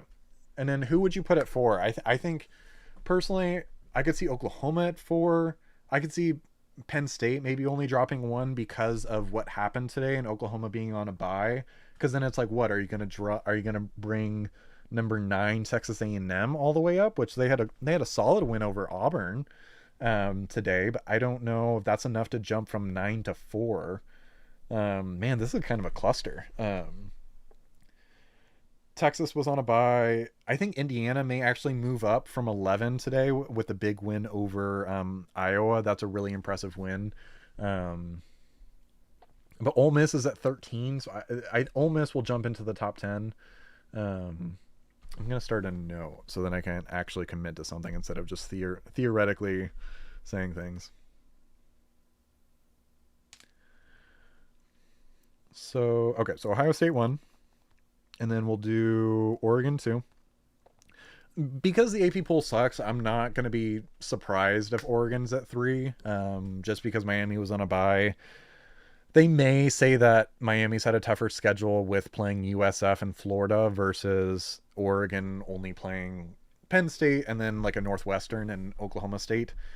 So Oregon fans, don't be surprised if we're 3. I'll go. It should be Ohio State 1, Oregon 2, Miami 3. Tough one. I think I'm gonna have to drop Penn State lower than 4 because they haven't played anyone, so they don't have any quality wins. I think Oklahoma beating Michigan, I think that's a more quality win. So I'm gonna pencil them in at 4. I think they benefit from the chaos of today. Texas A&M talented win. I think Texas A&M could go from 9 to 5. So I'll go Texas A&M 5. And then I think this is where we see kind of the repercussions of today. So I think Penn State may drop to 6. I think LSU will drop a decent amount. I don't think Georgia drops that far. So I'll go Penn State 7. I'll go Indiana 8. I think they'll jump Texas. So my top 8 right now is Ohio State, Oregon, Miami, Oklahoma, Texas A&M, and then Penn State, Indiana. And then I think this is where we'll see the rest of the carnage of today. Where, so, yeah, I simply didn't know where to put Penn State. Georgia, I would put at 10. Interesting. Okay, so who do you have in front of Georgia? Like, do you have LSU in front of Georgia?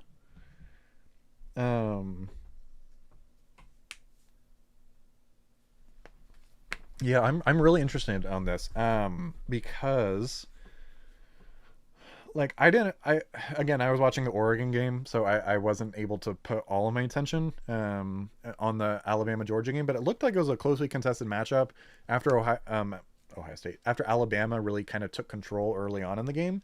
Um, I that's a tough one. Like, are you gonna put Oklahoma in front of Georgia? I guess I technically am at 4. Um, this is tough because it's like based off power rankings of what I actually think about these teams versus like versus where I think they'll end up in the AP poll. So and like which is based off like resume and like what they've proven so far. Um, I think Florida State's proven a decent amount, and next week at Miami will be a phenomenal, or against Miami will be a phenomenal game. I'm very excited to watch that game. And I'm not glad there's no Ducks game, but I'm glad that there's no Ducks game to conflict with this, so I can watch the Florida State Miami game. I'd much rather watch a Ducks game for the record. Um, okay, so then are you gonna who do you rank higher, Indiana or Georgia? Because Indiana, I mean, they walloped Illinois, who then came back to beat USC today, a very talented USC team. Um, Florida State, they beat Alabama to start the year. So if we're going by the distributive property, right? If we're going Georgia lost to Alabama, but Alabama lost to Florida State. So theoretically, should that put Florida State above Georgia? You know, based off the, we're going to call it the UCF math of UCF winning a national championship. Um, do I think Florida State is a better team than Georgia? Right? I agree. I agree. Florida, Georgia, or Florida State, Georgia. That's a tough one. Like when Georgia's on, they're a phenomenal team. But when they're not on, it's a little rough. It's a little rough around the edges. Um, Florida State, they played well against Alabama, and they played well against Virginia. That's just a tough. Virginia's a much improved program. I think Virginia deserves a lot of credit and playing on the road. I think if that game's at Doak Campbell in Tallahassee, I don't think Virginia wins. Um, Man, Georgia, Florida State. I would love to hear more comments in the chat. Okay, so I'm gonna cheat a little on this. I think Georgia has more quality wins than Florida State. So if we're going on who should be ranked higher in the AP poll, probably going Georgia. Um, it wasn't a bad loss today to Alabama. Um, but overall, who's the better team? That's a phenomenal question. It's just like I'm still a little unsure of how good Oklahoma is. They they could be um they could be one of those teams that wins a lot, like the Minnesota Vikings. What was it, 2 years ago? Where they won a bunch of really close games, and then the following year they kind of regressed to the mean. I could see Oklahoma being that. I think John Nasir is very good. I think he just doesn't have a lot of playmakers around him, and I don't like their inability to run the ball. That's pretty concerning, especially in SEC play. So do I think Oklahoma, based on my rankings, is actually the fourth best team in the country? No. This is based off the archaic construct of, that the AP poll goes off of who have you beat. I think they take into consideration strength of record, which I don't get why just because you have a strong record means you should be ranked higher. It should be strength of record, not strength of schedule. Um, Texas A&M is a good team. Transition question. Thank you. Would you get rid of Franklin if they lose 3 games this year? Oh man, you got some good questions. Okay. That's a tough one. Would you get rid of Franklin if they lose 3 games this year? Penn State schedule. I'm gonna look at their schedule, and I'm gonna see who those 3 games would be. So they lost to Oregon. They the other best team on their schedule is Penn State, and the other team is Indiana. I say no. I say if they lose those 3 games, they made the Big Ten championship a year ago. They made the playoff, and while I don't think they were actually impressive wins, they were technically more playoff wins than the Ducks had. Um, you know, they got lucky with the seeding. So, but I think the administration there thinks James Franklin walks on water. I personally also wouldn't get rid of Franklin, just because of the continuity, and I think overall he is getting better. I don't think he's regressing as a coach. So personally, I say no. Um, if they go 9-3 this year, 9-3 this year, or next year, it's a possibility. But I feel like I'm a little bit of a grumpy old man in terms of like I'm kind of against getting rid of coaches. Um, Maybe it's just because I graduated from the University of Florida, and I know I've said that several times. I'm sorry if you've been here the whole time. But especially throughout my lifetime, I've seen a lot of like firing them after 3 years. They won't lose three, looks easy schedule, but if they do, maybe get rid. But I don't think I would either. Yeah, I think continuity in today's college football is more important than people maybe want to admit.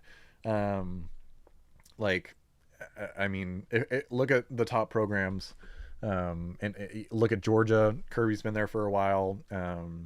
James Frank. I mean, Kurt and Penn State. Penn State is at the top of the sport. Look at Texas. Steve Sarkisian's been there for a while. I think firing your coach every 3 years isn't great. Look at where it's gotten Florida. Um, I totally understand why Florida fired Dan Mullen. I know this is a throwback because he just wasn't recruiting, and that's not sustainable. But I think James Franklin is a good recruiter. So I think like upsetting the stability of your program is kind of a death sentence in today's college football. Um, but like getting rid of a guy like Mike Gundy, who's refusing to change with the times, I agree with that. I think he should have been fired, honestly, probably last year, just because he's been a media circus. Granted, I get that's his whole shtick, is being a media circus. I'm a man. I'm 40. I'm a man. I'm 40. But I think um, messing with continuity of a college football program and today is honestly continuity in college football is more imperative now with the transfer portal versus pre-transfer portal. That's going to be a hot take. I think a lot of people are going to disagree with me there. But with the transfer portal and NIL, I think continuity is more important than ever, um, because yes, you can improve your team a lot faster with the transfer portal, but it also gets a lot worse with the transfer portal. Um, and now that, um, you know, granted the revenue sharing puts a salary cap on it. Curious what national view is. Is Patricia? Oh, a defensive coordinator as opposed to Knowles. I see. Wow, resounding yes. Interesting. I like this question a lot.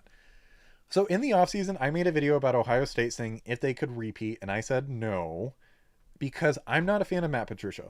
However, he's I think I don't think that the success that Ohio State has had on defense so far this year, I don't think that's an accident. I don't think that's a carryover from last year's team. I don't think all those players just learned it from Jim Knowles.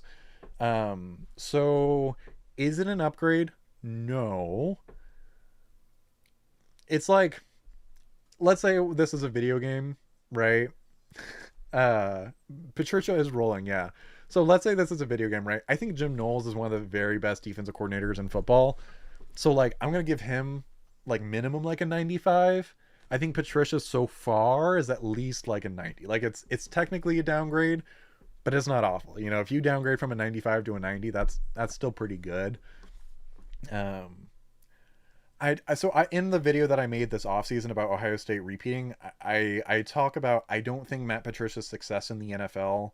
Honestly, if you look at the numbers, he didn't have a ton of it based off, rush defense and total pass defense. The Patriot teams that won the Super Bowl were honestly kind of middle of the road. Um, and granted, they did their job. That's all they had to be when you had Tom Brady on the other side. But while Julian Sayin in the offense is very good, it's not comparable. So I'm gonna say no, and that's not. And with that, I'm gonna say Patricia is impressing me, but I think Jim Knowles is a very good defensive coordinator. Yeah, I think he can succeed because he can pull in some NFL concepts that are going to confuse a lot of quarterbacks. So yeah, so Patricia's and I think he's also rehabbing under Ryan Day. I know Ryan Day is technically on the offensive side of the ball, but I think just about program and being a coach, I think Ryan Day is kind of rehabbing him a little bit. Um, Man, that's a good question though. I'd love to hear from other people too in the chat. Any of these questions, um, is Matt Patricia an upgrade or a downgrade from Jim Knowles for Ohio State? Um, like Georgia, Florida State. Where do you guys rank them? Um,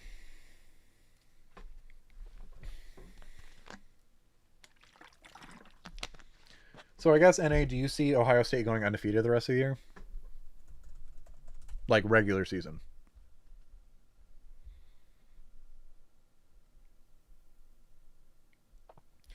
Ohio State has Minnesota at home on the 4th and Illinois travel to Illinois. That'll be a really really entertaining game. They get Penn State at home, and then obviously there's the game to finish the year. Oh yeah, yeah. I don't know why I thought there was a possibility of a different answer. Um, I should have known better. I love college football. Um, Really, there's yeah, that team, the team up north, is the only questionable one. I agree. Um,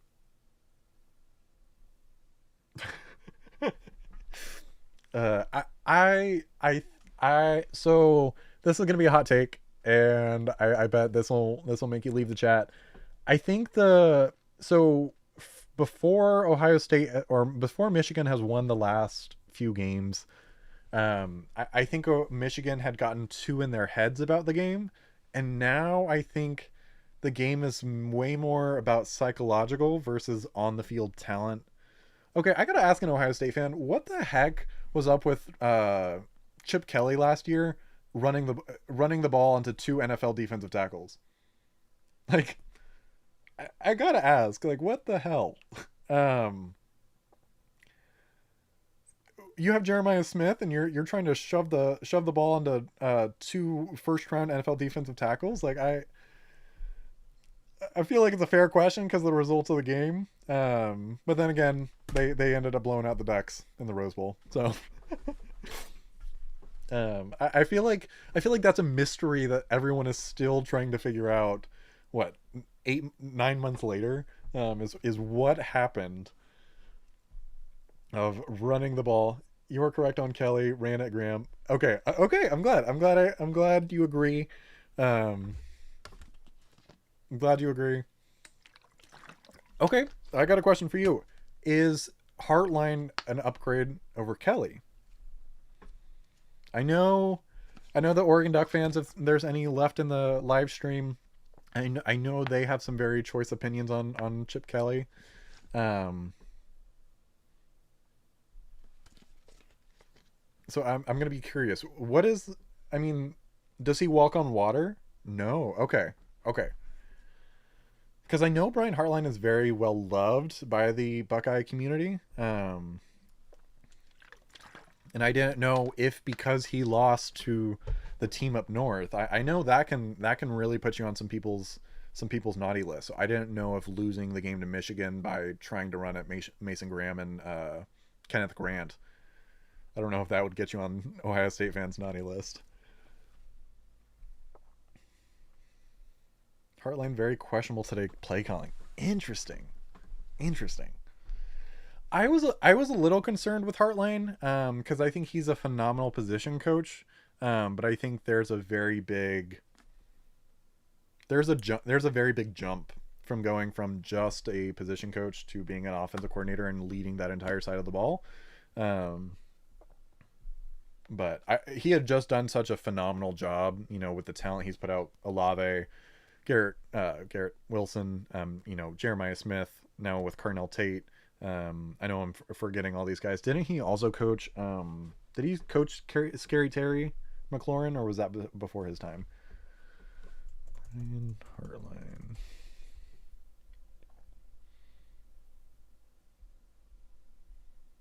Okay, so he was a wide receiver coach from 2018.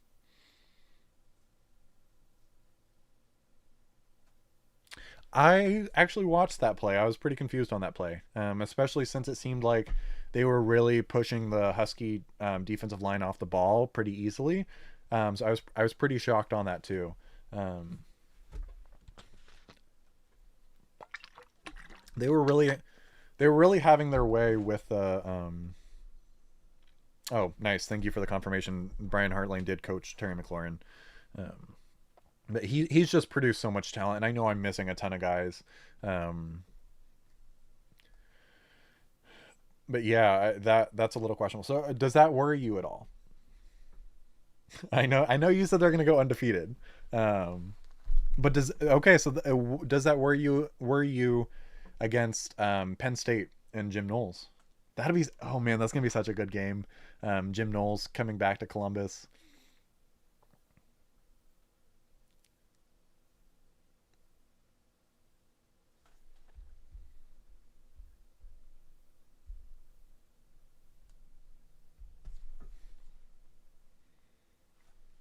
I'm gonna look up. I'm gonna look up the box score from the Ohio State. I say undefeated after considering the schedule. Gotcha, that makes sense. Yeah, because if you guys can get through Indiana and Penn State, um, Really, it's smooth sailing.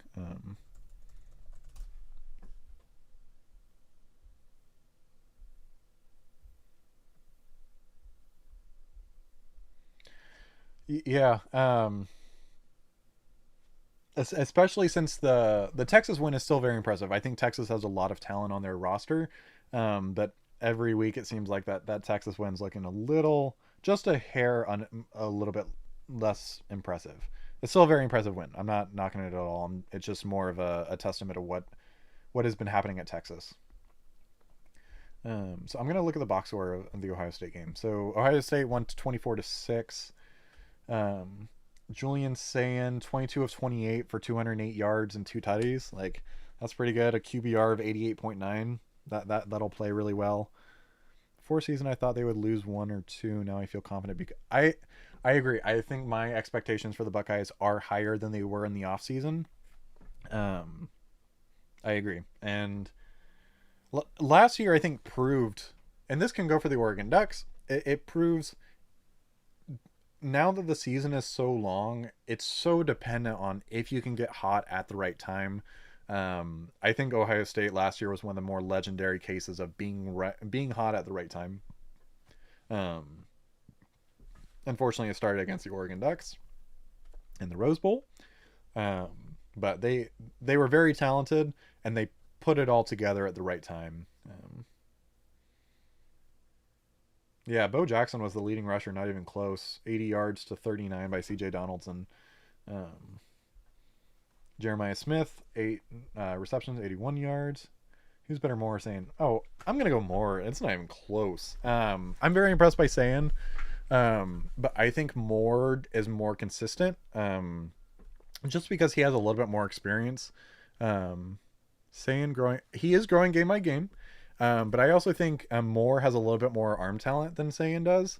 I think Sayin's more mobile, so if that's more of your speed, I think Sayin is more mobile. Um, but I'm gonna go Moore is better than Sayin. Because I also think Moore is growing game by game as well. I think that's a really impressive thing about Dan Lanning and this Oregon Ducks team is that they're still getting better game by game. Um, so I think I haven't seen your QB a ton, only hearing ton. So he's really impressive. Get ready for another Dante Moore rant. The thing that impressed me the most today was his composure, right? He went into the most difficult place to play. Okay, so you saw he went into the most difficult place to play in all of college football, or one of, and he was getting through multiple reads. He was in a muddy pocket. He was making elite throws on the run. And I think I'm so impressed with his ball placement and his understanding of where to put the ball to give his receiver the best opportunity to make a play. And that's really important in the Oregon Ducks offense. Whoops, voice crack. Really important in the Oregon Ducks offense. So I think Julian Sayin today is not as good as Dante Moore. I don't know how Julian Sayin projects he can keep getting better. Yeah, so I mentioned that early in the live stream. I was actually live when he said that, so I saw the video after the fact. But yeah, so Lanning called him the best quarterback in America, and Lanning doesn't BS. So him saying that says a lot. He can get through multiple reads. He can operate in a muddy pocket. He's just mobile enough, kind of like a Joe Burrow, like not a Lamar Jackson, but a Joe Burrow, and sneaky athleticism and sneaky wiggle to make you have to actually account for the quarterback. I'm sure you saw in the game, he made a quarterback spy miss. Like, to put a quarterback spy and dedicate one guy onto Dante Moore, and he misses, like that's such an Achilles heel to a defense. If you're the quarterback spy, you can't miss. Like you can't miss. Like I digress. And I think Dante Moore has a stronger arm, and I think right now is more accurate. And just because he has a few more games, I'm really shocked that Dante Moore has only started. Today was his 10th game, and his situational awareness. Sayin makes some questionable decisions, throws it away a little too much, probably because Coach Day said so. Yeah, I agree. I think with both these players, I think they're being told not to play hero ball. But Dante Moore didn't throw an interception today. I don't know if he took a sack. If he took a sack, it was only one. Um, that's what I really like about Dante Moore is he doesn't try to play hero ball. He plays um, like with DJ Lagway. DJ Lagway at Florida plays hero ball too much, and I think in the first half of the Oregon Penn State game, I think Penn State was really only moving the ball if they played hero ball. And you had these Drew Aller throwing out of a sack, and you picked up 15 yards and a first down on a third down and forever. Um, but Dante Moore plays well within structure. He plays well out of structure. I think just because Julian Sain's a younger player, I think he is going to develop playing more in structure.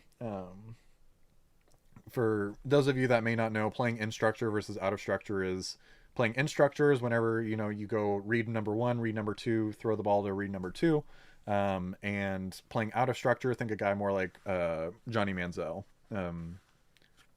How's Moore's composure? Sane is looking very comfortable. Moore's composure is excellent. I was not expecting it to be as good as it was today. But Moore hasn't wavered for a moment this entire season. Granted, before this game, the Ducks had not as good competition. But Moore's composure off the charts, especially given where he came from of that first year at UCLA. Five starts, nine interceptions, something like that. In structure, out of structure, I learned something new. Yeah.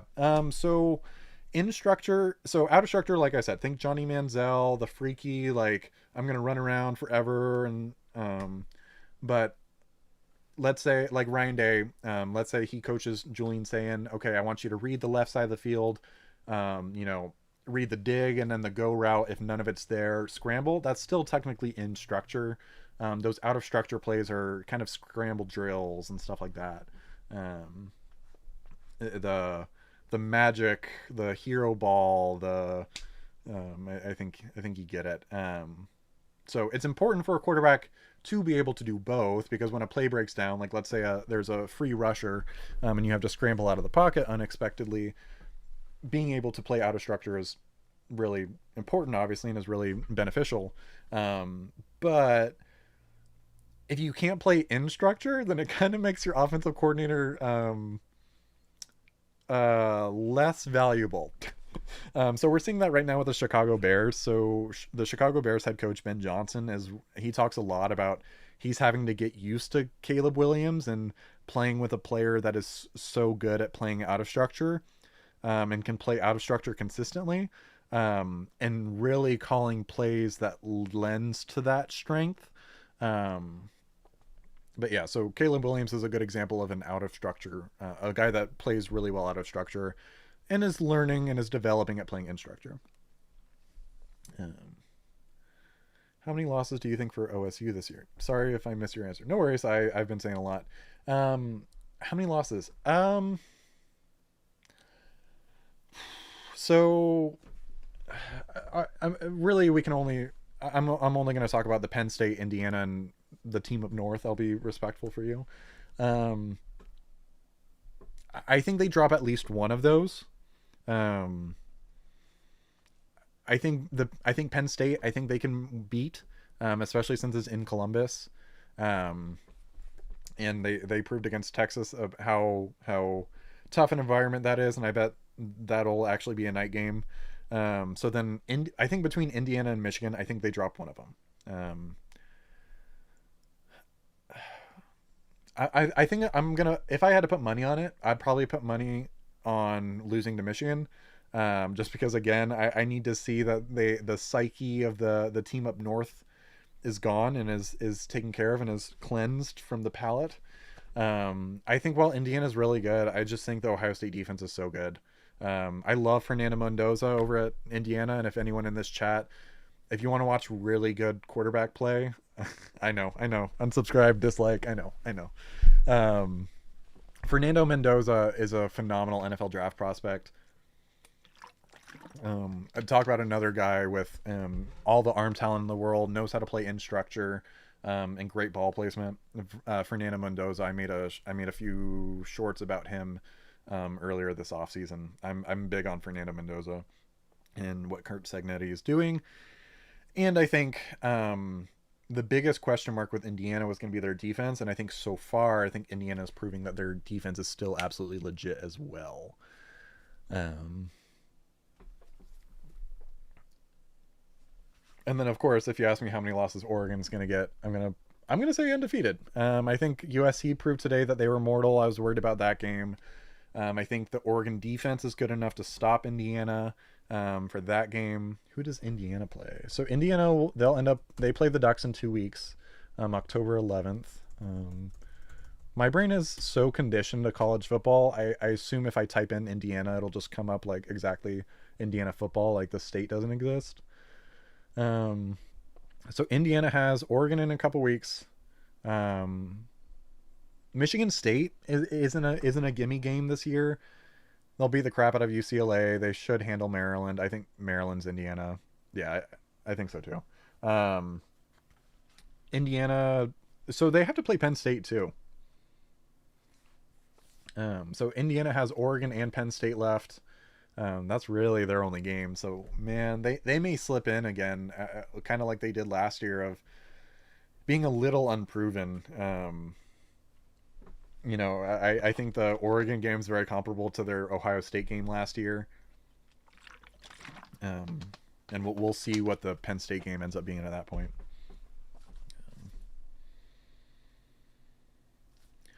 All right. I have been on for almost 2 hours. So I will not be doing. No, I may end up doing an instant reaction for a game next week. If you please subscribe, and I'll post a post, and let you guys know if I will go live after maybe like the game of the week next week. Maybe the Florida State Miami game. Let me know in the comments or chat what you guys would be interested in actually seeing. And then for in 2 weeks, I'll go live after the Oregon Ducks game. It seems like it works out a little bit better. I'll go live about 30 minutes after the game ends. That seems to work better for everyone. And as always, please like and subscribe. My name is Zach. And turn on those notifications so you don't miss when I go live. My name is Zach. This is the Sports Corner at Choose Adventure Media, and I'll catch you guys in the next one. And